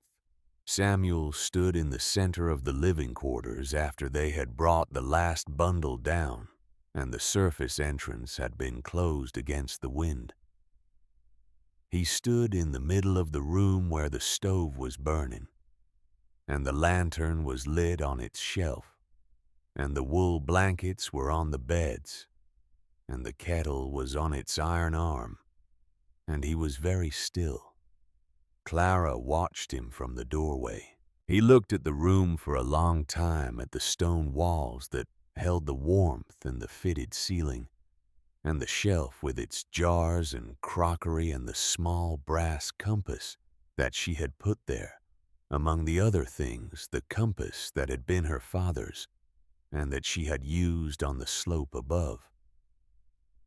He looked at all of it, and then he sat down at the table, and the lines in his face were different from what they had been on the night he arrived at Agnes's door, the night he had sat staring at his hands and understanding himself to have failed. The lines were the same lines, but what they expressed was different. There was in his face, in the stillness of it, the look of a man who has built the right thing, who has set his hands to work that was worthy of them and followed it to its completion, and arrived on the other side of it, in a place that is recognizably good. The stove ticked in the quiet.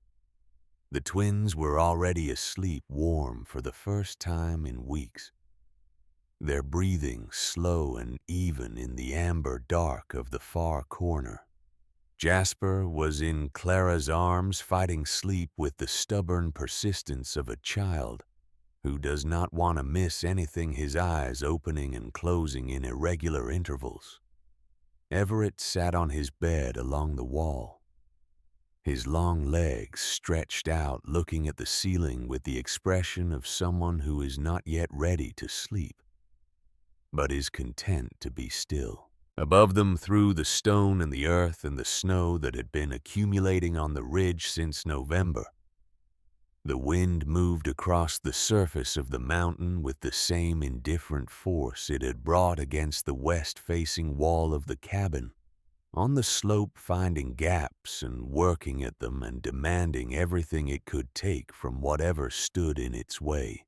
But down here, in the deep warmth of the earth, in the home that a woman had spent 15 years carrying toward its moment, there was no wind. There was only stone and warmth and the sound of a family breathing and the slow, patient pulse of water in the deep chamber below, warm, as it had been warm for 1,000 years before any of them arrived, and warm as it would be long after they were gone. Clara sat at the table across from Samuel and set her father's drawings between them, all of them unfolded and flat in the lamplight. She smoothed the pages with her hands, the pages that were brittle at the edges and creased at the folds, and worn in the places where she had handled them most over 15 years of carrying. She looked at them for a moment. Then she looked at Samuel. He looked back. There was nothing that needed to be said. The drawings were complete. The structure they described was built. The children were warm. Outside, the winter was doing what winter does in the high country, pressing at every edge, searching for weakness, applying itself with the patient and merciless persistence of something that does not know any other way to be. It did not find them. The blizzard announced itself 3 days before it arrived, not through any single sign that a person could point to and name with confidence, but through an accumulation of small wrongnesses that the people of Iron Creek Ridge felt in their bodies before they understood them in their minds. The horses were restless on the first day, moving in tight circles in their stalls, and refusing grain that they would ordinarily have accepted with indifference. The creek, which had been frozen solid for 6 weeks, made a low sound beneath its ice. On the second day, a groaning that traveled up through the frozen bank and could be felt in the soles of the feet when you stood close enough, as though the water under the ice was trying to communicate something urgent to anyone willing to be still long enough to listen. On the third day, the sky turned a color that had no name in ordinary language, a yellow-gray. That was neither the white of ordinary overcast, nor the blue of clear cold, but something in between, something that the oldest residents of Iron Creek Ridge recognized without being able to explain a sky that had intent in it. Old Fletcher noticed it first, which was fitting because Fletcher made it his business to notice things, and because his 60 years in mountain country had given him a catalog of atmospheric conditions that he could read the way a careful reader reads a difficult text, not always quickly, but with a reliability that came from long engagement. He stood on the porch of his store on that third morning and looked at the sky for a long time. And what he felt was not the ordinary mild dread of a man anticipating a hard winter storm. It was something more serious and more specific than that.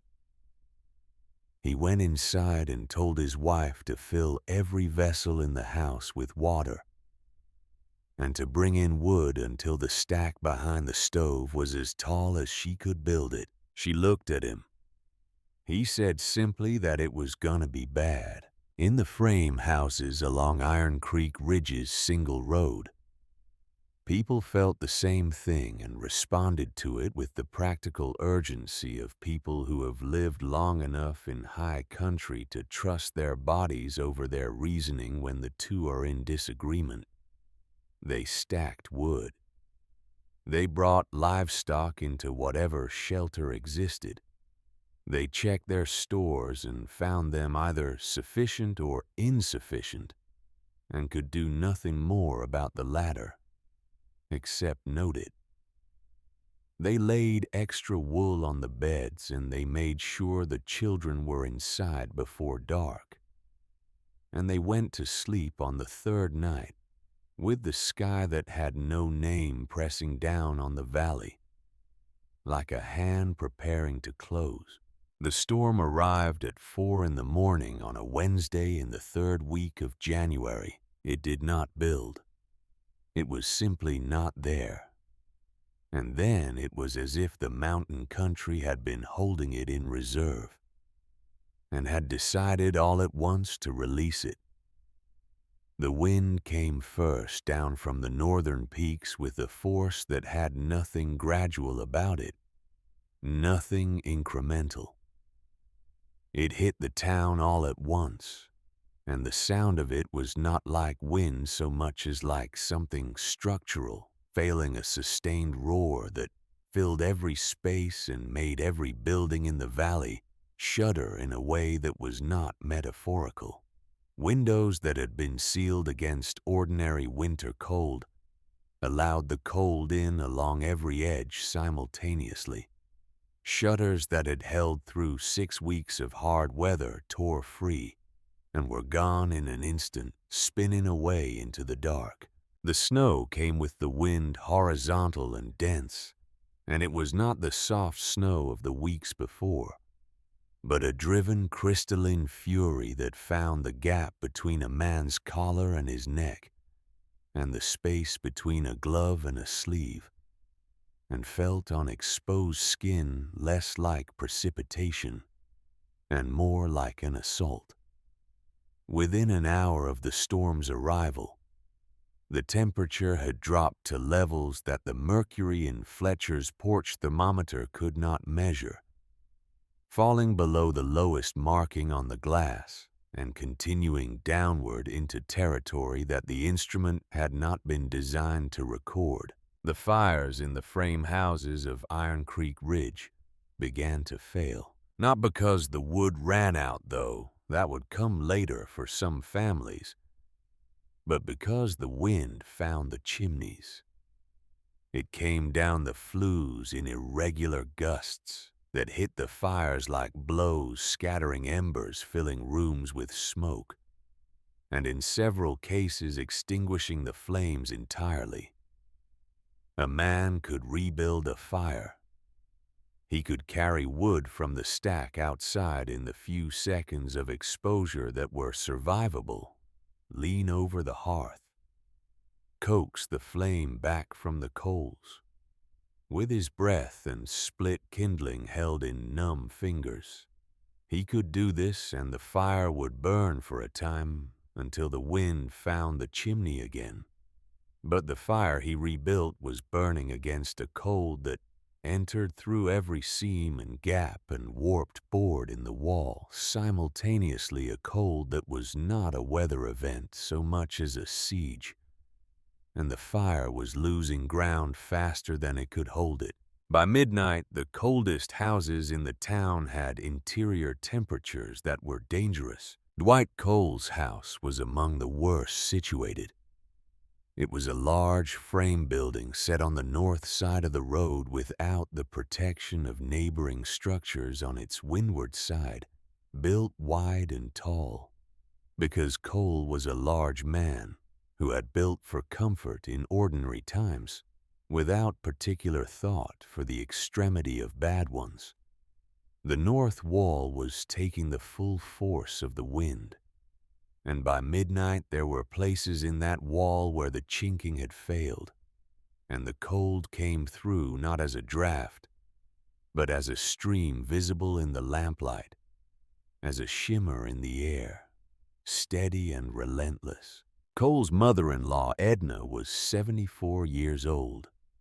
She had lived in mountain country for 50 of those years, and had survived winters that had taken younger and stronger people than herself, and she was not given to complaint or to excessive alarm. But by midnight she was shivering in a way that had moved past the ordinary trembling of cold and into the sustained involuntary shaking of a body that is losing the thermal battle and knows it. She sat in the chair closest to the fire, wrapped in everything available: 2 coats and 3 wool blankets, and Cole's wife pressed warm stones from the hearth against Edna's feet and hands, and Cole himself stood in the middle of his own house and felt with the slow and terrible specificity of a man confronting a concrete reality, rather than an abstract possibility, that his home was not going to be able to protect this old woman through the night. He stood at his front window and looked out at the storm. There was nothing to see. The lantern light reached perhaps 3 feet into the white fury before it was swallowed. And beyond those 3 feet the world did not exist. He stood there for a long time, not in paralysis, but in the particular stillness of a man who is working through something that his pride is making difficult. He was a man who had laughed. He was a man who had stood in his own shop and laughed at a family that was building something he had decided was ridiculous, because it was easier to laugh than to try to understand what he could not immediately see. He thought about this standing at his window with the storm outside and his mother-in-law shaking in the chair behind him. He thought about it with the completeness and the honesty of a man who has been cornered by his own judgment and cannot find any exit that does not require him to walk directly through the truth of what he did.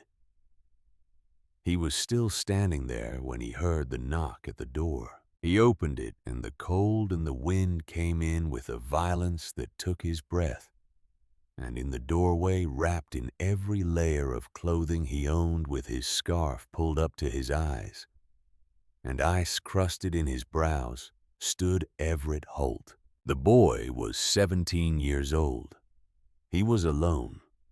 He had come down from the ridge in the worst blizzard in the living memory of Iron Creek Ridge, and he was standing in Cole's doorway in the dark and the screaming wind, and he said simply, and without any quality of performance in his voice, that there was warmth on the ridge, and that anyone who needed it was welcome. Cole looked at the boy for a moment.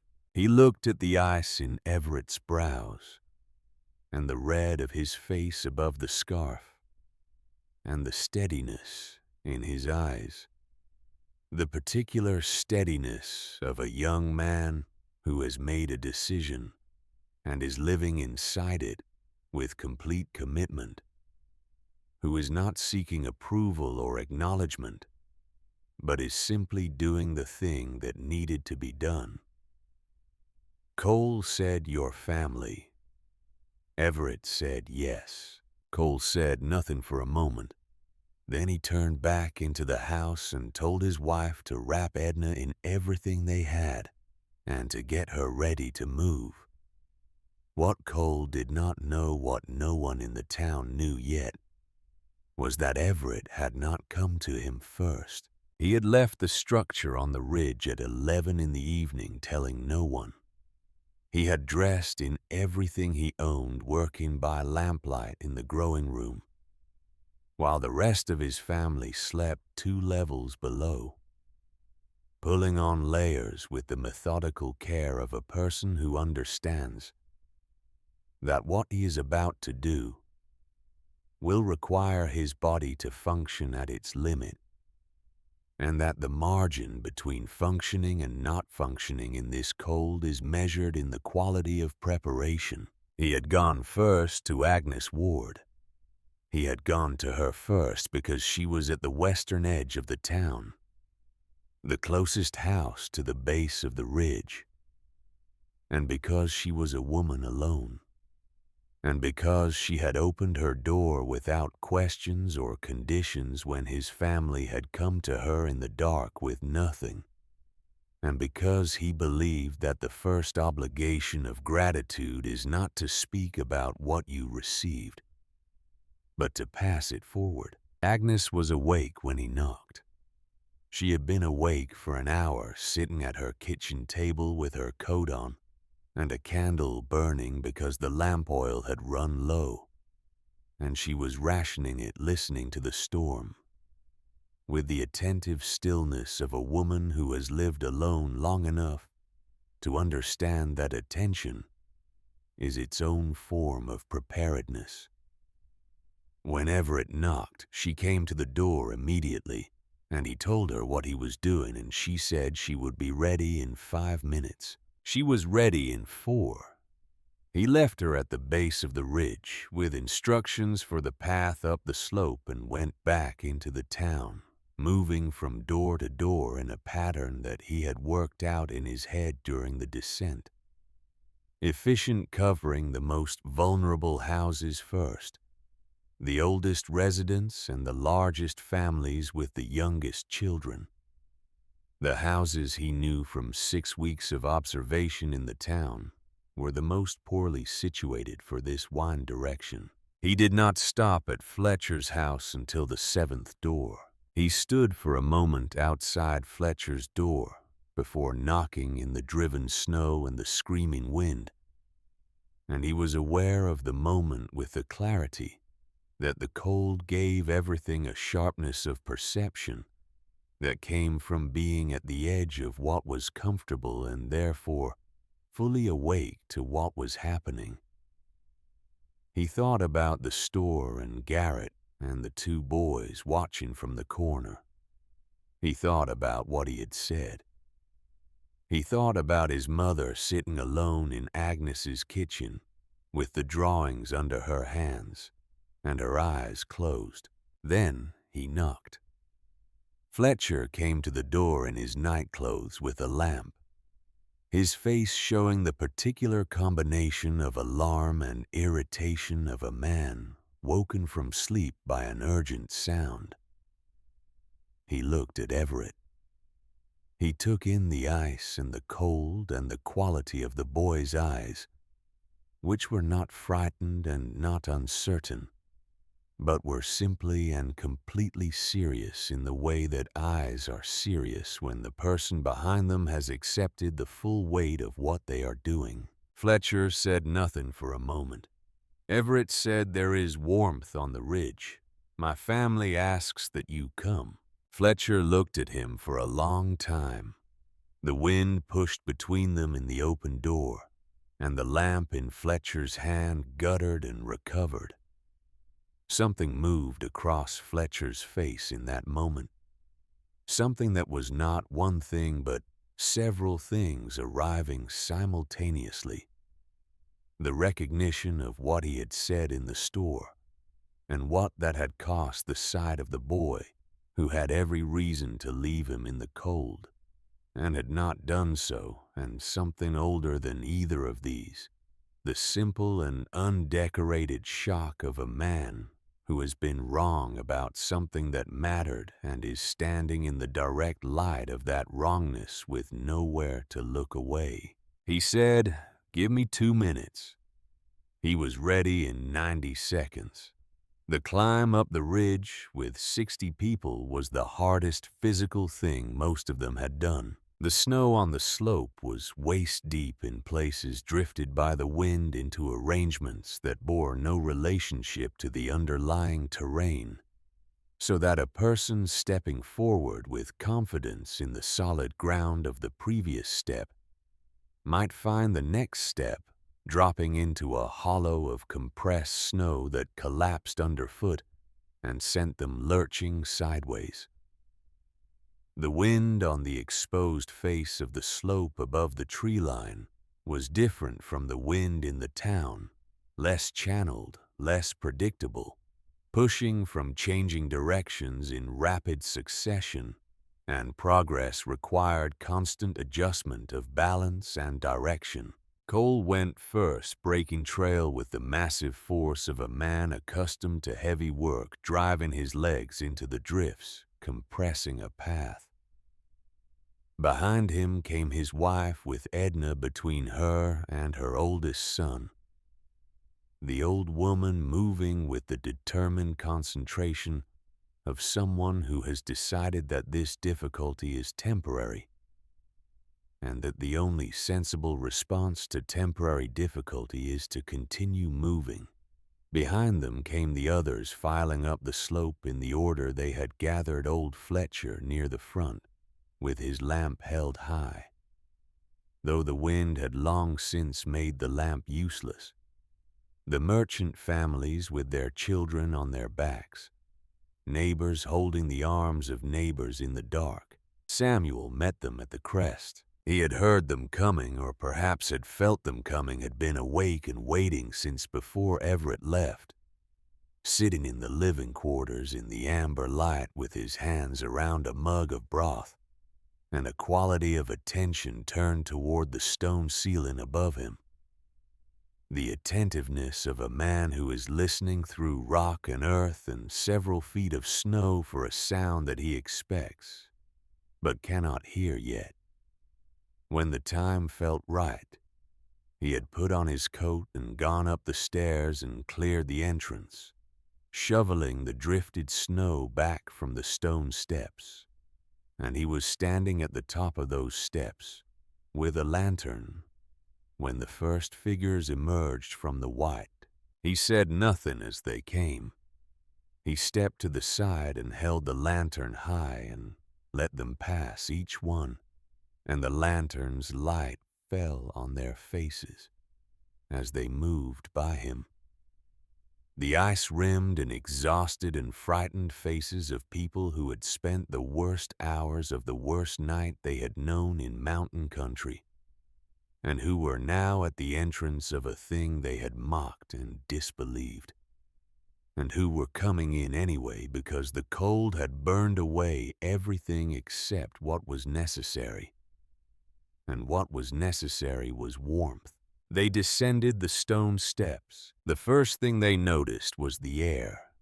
There was a moment on the steps for each person in turn when the savage biting cold of the surface shifted.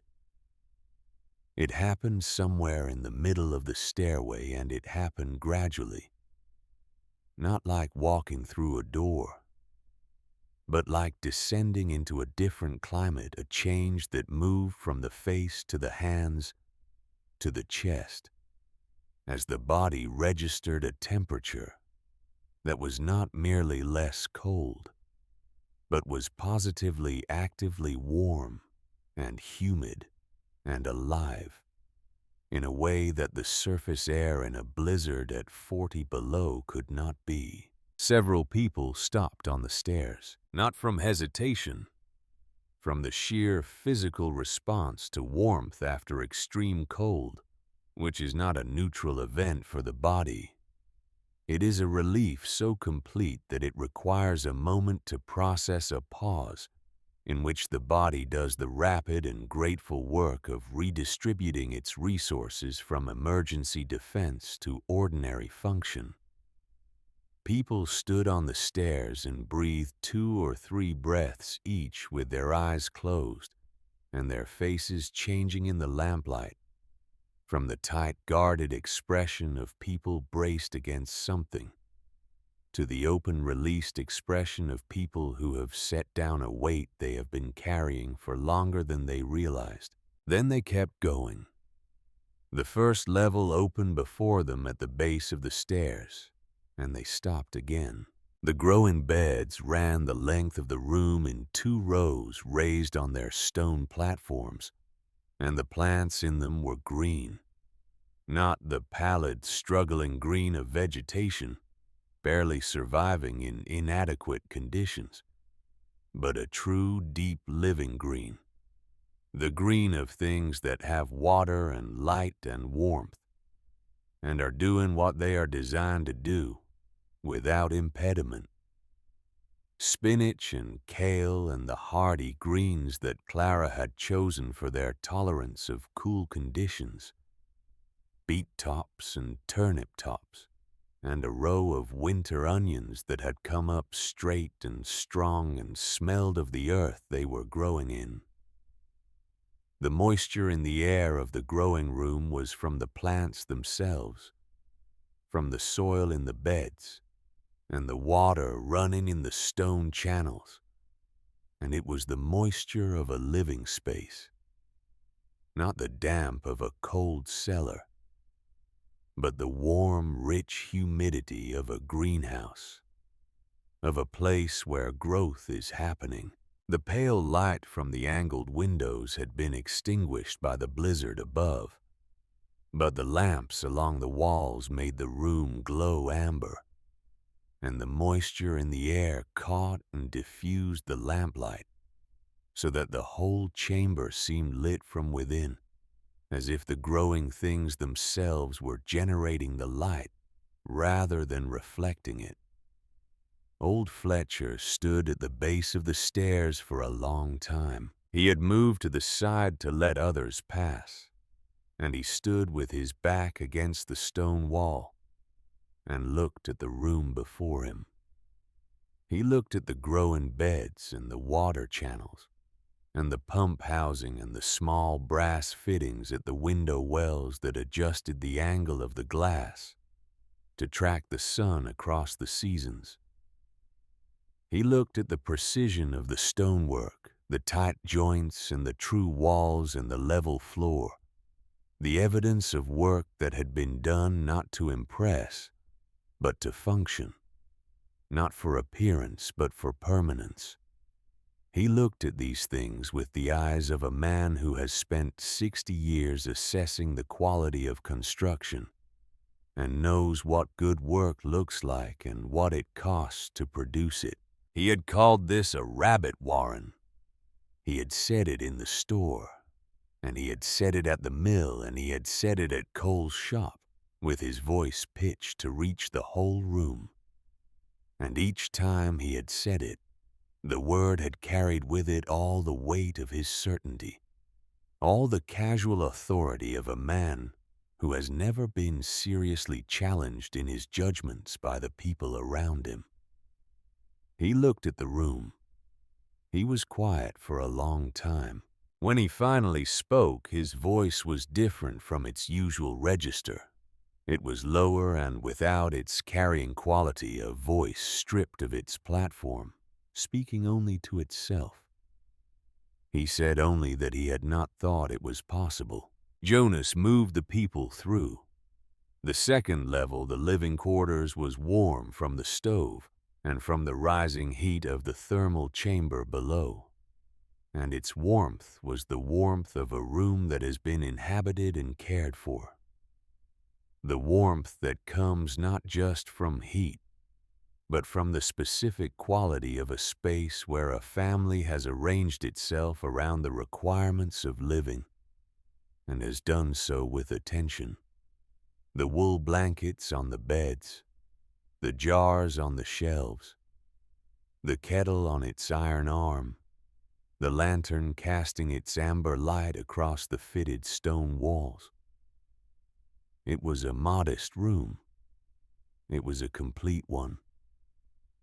And there was something in its completeness in the evidence it contained of a life organized with care, in circumstances designed to make care difficult, that reached something in the people who crowded into it and around its doorway, something that could not be named quickly or easily, but that was felt immediately. Cole stood in the doorway of the living quarters with Edna leaning against him, and he looked at the room and he did not speak. His face had the expression of a man processing something that requires more time than he currently has, something that will have to be absorbed over a longer span than the present moment allows. He looked at the stove and the kettle and the beds and the careful arrangement of ordinary things in a space that had been cut from the living rock of a mountain by the hands of people he had laughed at, and he breathed the warm air of it, and he said nothing. They went deeper still. The stone steps to the lower chamber were narrow, narrower than those above, and the people descended them in single file, ducking their heads at the low lintel of the entrance, and the air changed again as they went down, the warmth increasing and becoming humid, carrying with it the mineral scent that had no equivalent above ground, the scent of deep water and ancient stone. And by the time they reached the bottom of the final flight, and the chamber opened before them, several of the older men and women had stopped breathing through their mouths and had opened their faces to it, taking in the warm, damp air, the way a person who has been very thirsty takes in water slowly and completely. The pool was lit by the amber lamps along the wall, and its surface moved with the slow, barely visible pulse of the water coming through the rock, and the steam rose from it in thin ribbons that caught the lamplight and turned it gold. The whole chamber had about it the quality of a place that exists outside the ordinary progression of time, a place where the geological age of the stone and the human age of the people in it were temporarily in the same room, both present, both real. Clara was in the pool. She was wearing a dark wool bathing dress, modest and proper, and she was sitting on the shallow ledge of fitted stone that ran along the inner rim of the basin, the water at her waist, her shoulders loose, her face turned up slightly in the characteristic attitude of a person who is completely and without reservation warm. Lily was beside her on the left, and May was beside her on the right, and the twins were half submerged in the water in matching garments, and they were laughing not at anything specific, not at any joke or game, but the continuous low, effortless laughter of children in water who are warm and held and without fear. The town's people crowded at the entrance to the chamber and were still. The sight before them was not simply practical. It was not merely the sight of a survival strategy that had worked, of engineering vindicated by circumstance. It was something more than that, and also something simpler. It was the sight of a woman and her children in warm water in the heart of a mountain in the middle of the worst storm anyone in the room had lived through, and the ease of them, the complete and unperformed ease of it. The absence of drama or demonstration. In the way they occupied the space was itself the most eloquent thing in the room. There was no speech here. No argument, no vindication claimed. There was only a family in their home doing what families do in their homes. And the home happened to be inside a mountain, and the mountain happened to be surrounded by a blizzard that was failing to reach them. Clara looked up at the people gathered at the entrance. She looked at each face in turn, unhurried, without the expression of a woman cataloging the people who had been wrong about her, without triumph, without the performance of forgiveness that is sometimes more aggressive than the original offense. She looked at them with the expression of a woman in her own home receiving guests who have arrived under difficult circumstances and who are welcome because welcome is the right thing to offer. Not because it costs her nothing, but because the cost of it is irrelevant. She said that the water was warm enough for anyone who needed it. She said there was broth on the stove in the level above. She said they were all welcome to stay as long as the storm held. Her voice in the low chamber was not loud, but it carried to every person in the room. The silence that followed was the particular silence of 60 people in a small space, all breathing, none speaking, the collective weight of 60 different reckonings taking place simultaneously. in the warm and mineral-scented air of a chamber that had existed since before any of them were born. Cole was the first to speak. He stood at the back of the group with Edna's weight still against him, and his voice when it came was not the voice he used in the shop, not the carrying, jovial voice that made a room feel included in whatever Cole was feeling at that particular moment.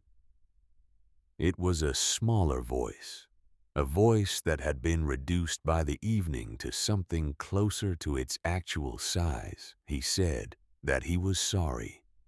He said it clearly and without embellishment, without the qualifications that lesser apologies contain, without the explanatory clauses that shift the weight of a wrong from the person who committed it to the circumstances that surrounded it.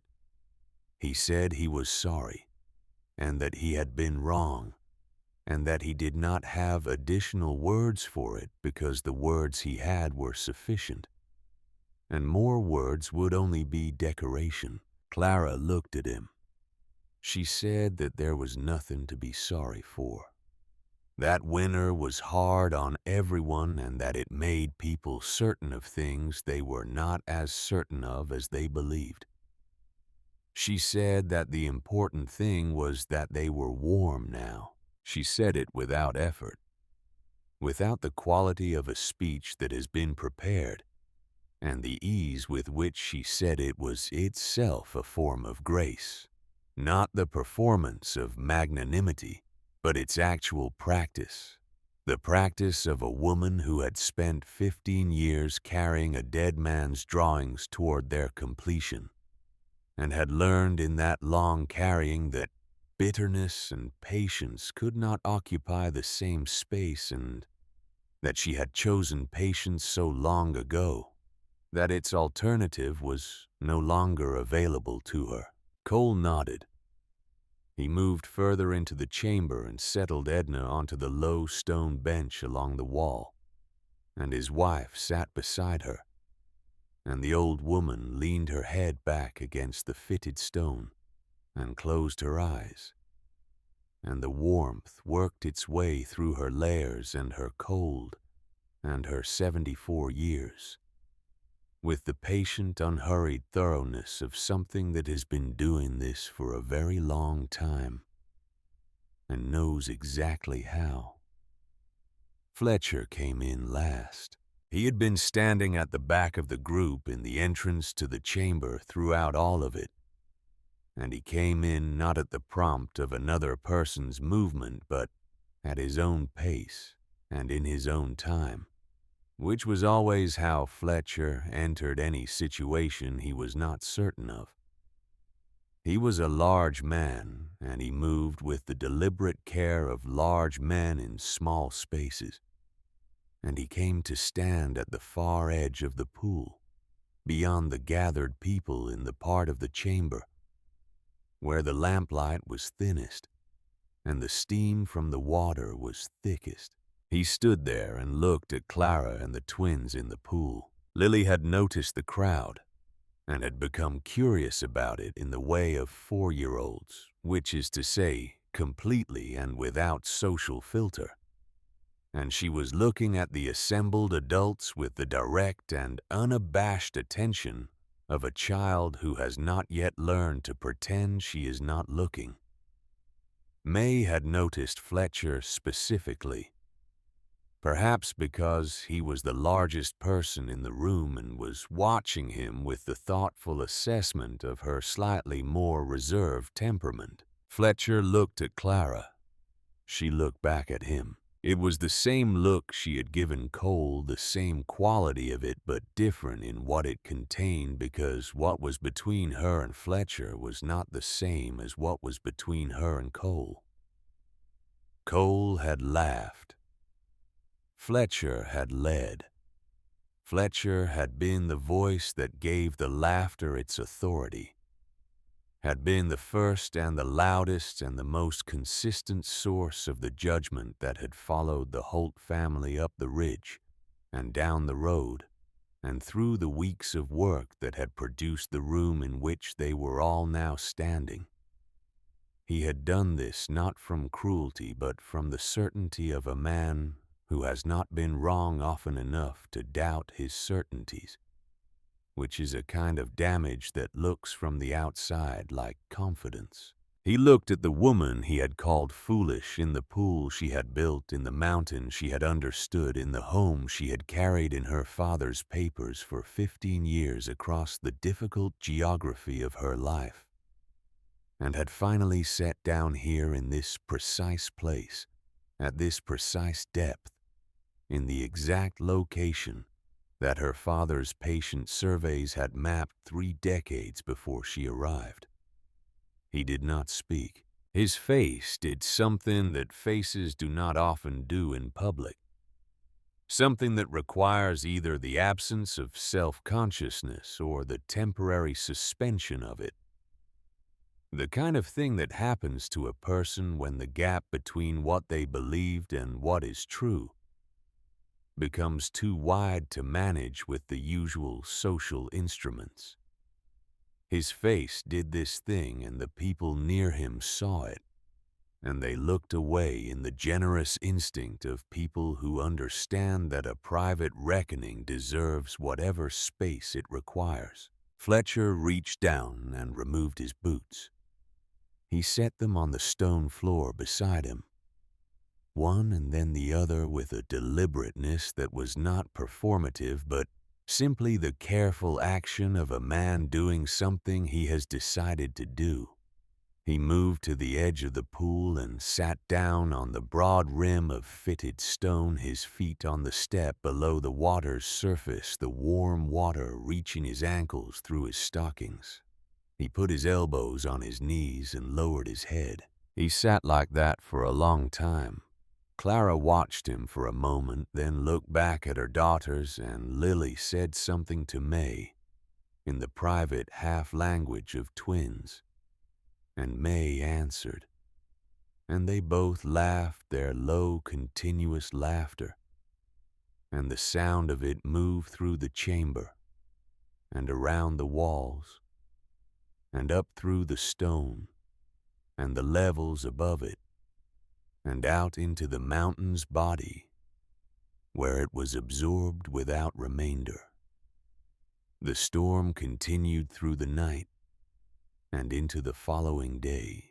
Above the ridge, above the stone and the earth and the carefully fitted ceiling of the structure the Holt family had built, the wind moved across the mountain with the full force of everything it had gathered in its long run down from the northern peaks, finding the surface and spending itself against it, driving the snow into drifts that reached the roof lines of the frame houses in the valley below, and filled the single road from fence line to fence line, so that the town itself disappeared beneath the white and might from any distance have been taken for unoccupied ground.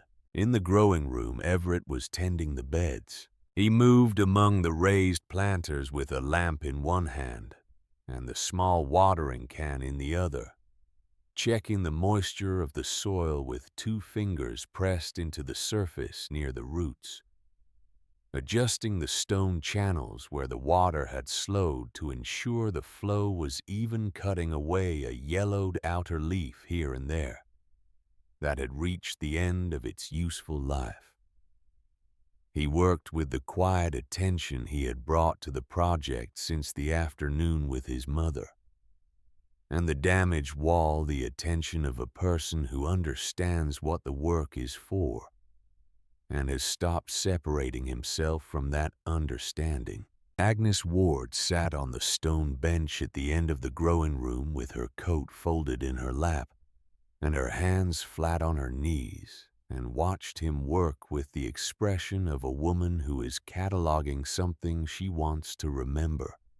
Several other people were in the room with them, sitting along the walls or standing near the hand pump, drawn by the green of the plants, or the sound of the water in the channels, or simply by the quality of the air. which was the air of a living space, not a refuge. Agnes said not to Everett specifically, but to the room in the general way of a woman accustomed to keeping her own company and occasionally speaking her thoughts aloud into the available space. She had not understood what they were building. She said it without self-reproach, simply as a statement of fact, the way a careful person names a thing they have gotten wrong, without dramatizing the getting wrong or the naming of it. Everett glanced at her. She said that she thought she understood it now. He went back to the channels. In the living quarters, the stove burned steadily, and the kettle sent its thin thread of steam into the warm air, and people sat on every available surface and on the floor against the walls, and talked or did not talk according to their dispositions. And the room held them the way a room holds people when it has been built to human scale and has been lived in long enough to carry the particular warmth that comes from habitation rather than construction. Samuel moved through the room periodically, checking the stove, adjusting the flue, bringing water from the level above. He did not speak much, but he was present in the way that a person who is at home in a space is present moving through it, without the careful attentiveness of a guest, but with the ease of someone who knows every corner of the place and has reasons for knowing them. Edna Cole was sleeping on one of the beds. Her color had come back by the second hour, the blue-gray of extreme cold retreating from her lips and her hands as the warmth worked through her, replaced by the ordinary color of a woman in her 70s, who has had a difficult night and is recovering from it with the matter-of-fact efficiency of someone who has been recovering from difficult things for most of her adult life. Cole sat on the stool beside the bed and watched her sleep with the expression of a man from whom something has been taken and returned in the same night, and who is still in the process of fully accounting for both the taking and the returning. He looked up when Clara came into the room from the lower chamber, Lily on her hip and May at her hand, all three of them warm from the pool, their faces flushed and easy. Clara settled Lily on the edge of the second bed and sat beside her, and May climbed up next to her sister, and the two of them leaned against their mother with the complete and uncalculated trust of children who have never had reason to doubt the warmth available to them. Cole looked at this. He said more quietly than anything he had said in the store or the shop or any public place in the past 2 months. She will be all right. His mother-in-law. He said it not as a statement of medical certainty, but as a statement of the larger thing he was trying to say, which was that the thing he had feared and the thing that had been given in place of the fear were both real, and he was still finding out what to do with the gap between them. Clara looked at him. She said that yes, she thought Edna would be fine. She said the warmth did the work if you gave it time. He nodded. He looked at his mother-in-law's sleeping face. He said that he owed them more than an apology. He said he knew that, and that he intended to say so plainly when there were words large enough for it, and that in the meantime he wanted them to know that he knew. Clara said we know. She said it gently, but finally in the way of a woman who has accepted a debt acknowledged and is returning the obligation to the person who owed it, clearing the account not by dismissing it, but by indicating that it has been received in full and does not need to be rehearsed further. She said it, And then she looked down at Lily, who had fallen asleep against her arm, with the completeness of a child who has decided that the situation is handled and that further attention from her is not required. May was still awake, looking at Cole with the calm, evaluating gaze of a 4-year-old who has no particular opinion about what has just been said, but has filed it carefully in whatever part of the young mind keeps things that adults do that are worth remembering. Cole looked at May. May looked at Cole. Then she reached out her small hand and patted his arm once with the decisive and entirely unsentimental authority of a child delivering a verdict, and looked away. Cole made a sound that was not quite a laugh, but was in the same family. In the lower chamber, the pool moved with its slow pulse, the water coming through the rock with the patience of a thing that has been coming through the rock for longer than the mountains above. It have had names longer than the valley below has been inhabited, longer than the particular configuration of human beings now gathered in the structure. Above it has been alive. The lamps along the wall sent their amber light across the surface, and the steam rose in thin ribbons, and the mineral scent of deep water and ancient stone filled the chamber, with the particular quality of air that exists nowhere else on the surface of the earth. Everett brought Jasper down in the late afternoon. The boy had slept through most of the night and the morning in the living quarters, nested in the folded blankets with the complete trust of a 2-year-old for whom the world is defined by warmth and the proximity of the people he loves. He woke in the mid-afternoon and was fed, and was alert and was curious in the way of 2-year-olds, which is to say, universally and without discrimination interested in everything that was in his field of perception, with equal and total attention. Everett carried him down the stone steps to the lower chamber, and sat on the rim of the pool, and held Jasper in his lap, with the water warm around the boy's feet. And Jasper looked at the pool, and at the steam, and at the light moving on the water's surface, with the expression of a child, for whom the world continues to exceed its own previous impressions of itself, and who finds this surprising each time and also each time correct. Everett sat with his brother at the edge of the pool in the warm chamber, while the storm exhausted itself above them, and he did not think about Fletcher's store. He did not think about Garrett or the boys in the corner, or what had been said.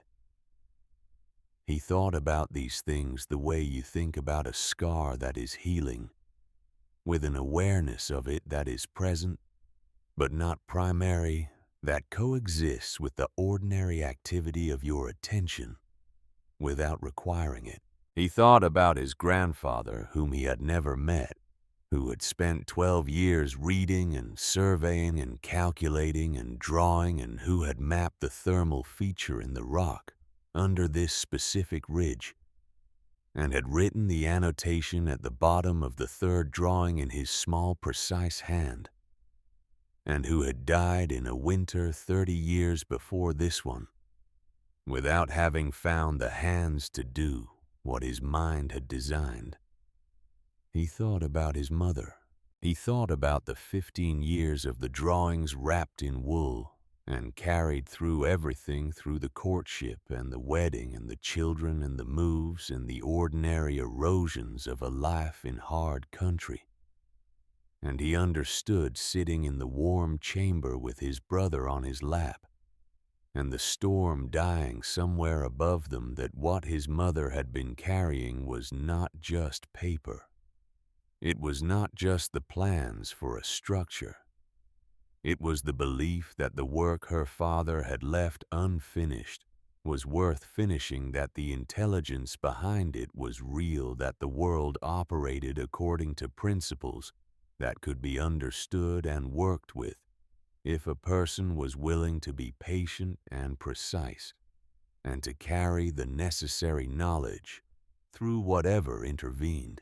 It was the belief that understanding the world correctly was worth the cost of carrying that understanding through a life that did not always ask for it. He thought this without language, the way people think the truest things in images and pressures, and the felt weight of what is real. Jasper reached out and put his hand in the water. He held it there, feeling the warmth. And then he looked up at Everett with his eyes wide and his mouth slightly open in the expression of a child delivering important news. Everett said, "Warm." Jasper looked back at the water.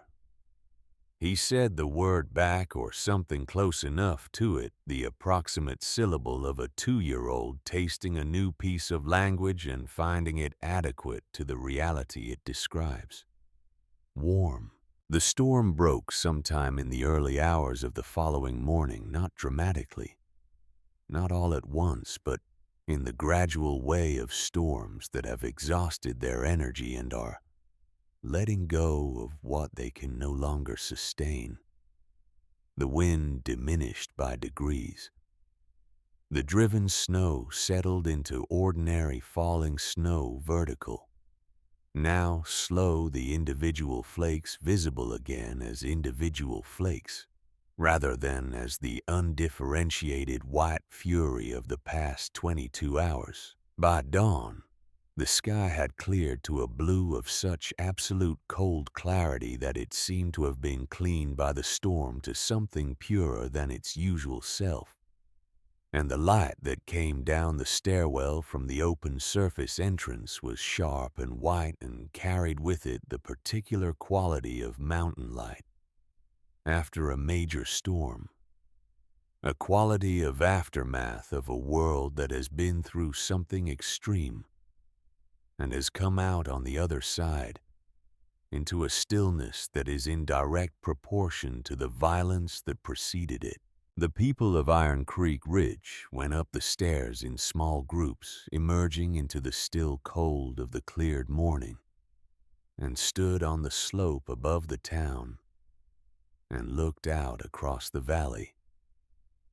What they saw was a landscape that had been remade. The town below was barely visible, buried to its eaves in drifts that had reshaped the familiar geography of the road, and the buildings into a white topography that resembled the original, only in its general dimensions. The cottonwoods at Agnes Ward's property line were reduced to dark wands above the white. The general store was a white mound with a chimney. The road was simply gone, indistinguishable from the surrounding ground until you knew where to look and had a reference point for the looking. Old Fletcher stood at the crest of the slope with the cold on his face and looked at the town he had spent 60 years building opinions about, and felt briefly and without sentimentality the smallness of it.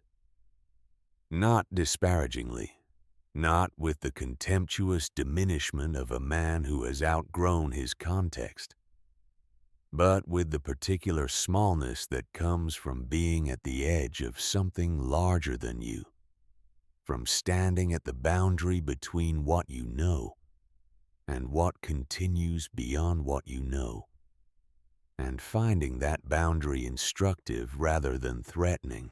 He turned and looked back down the slope at the entrance to the structure, at the cleared stone steps, and the fitted entrance, and the thin thread of smoke rising from the chimney of the surface flew steady and unhurried in the still air.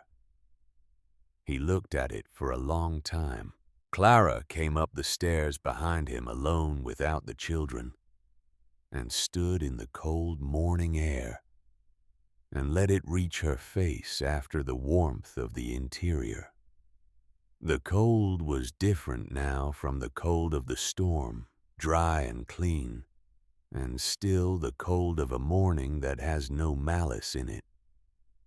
The cold of altitude and season without the added violence of wind. Simply the temperature of a high mountain valley in late January, doing what it does. She looked at the valley. She looked at the drift patterns in the snow on the slope and the angle of the morning light on the rock face above, and the shadows long and blue across the white.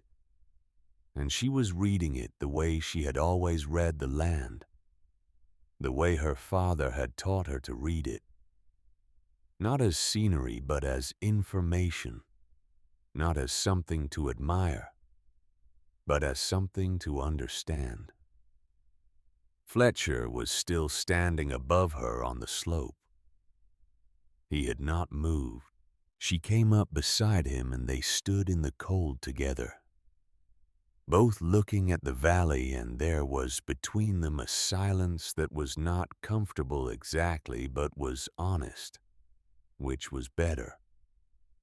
After a while, Fletcher said, "Your father drew those plans." She said, "Yes." He said, "And you carried them here." She said, "Yes." He looked at the valley for another moment.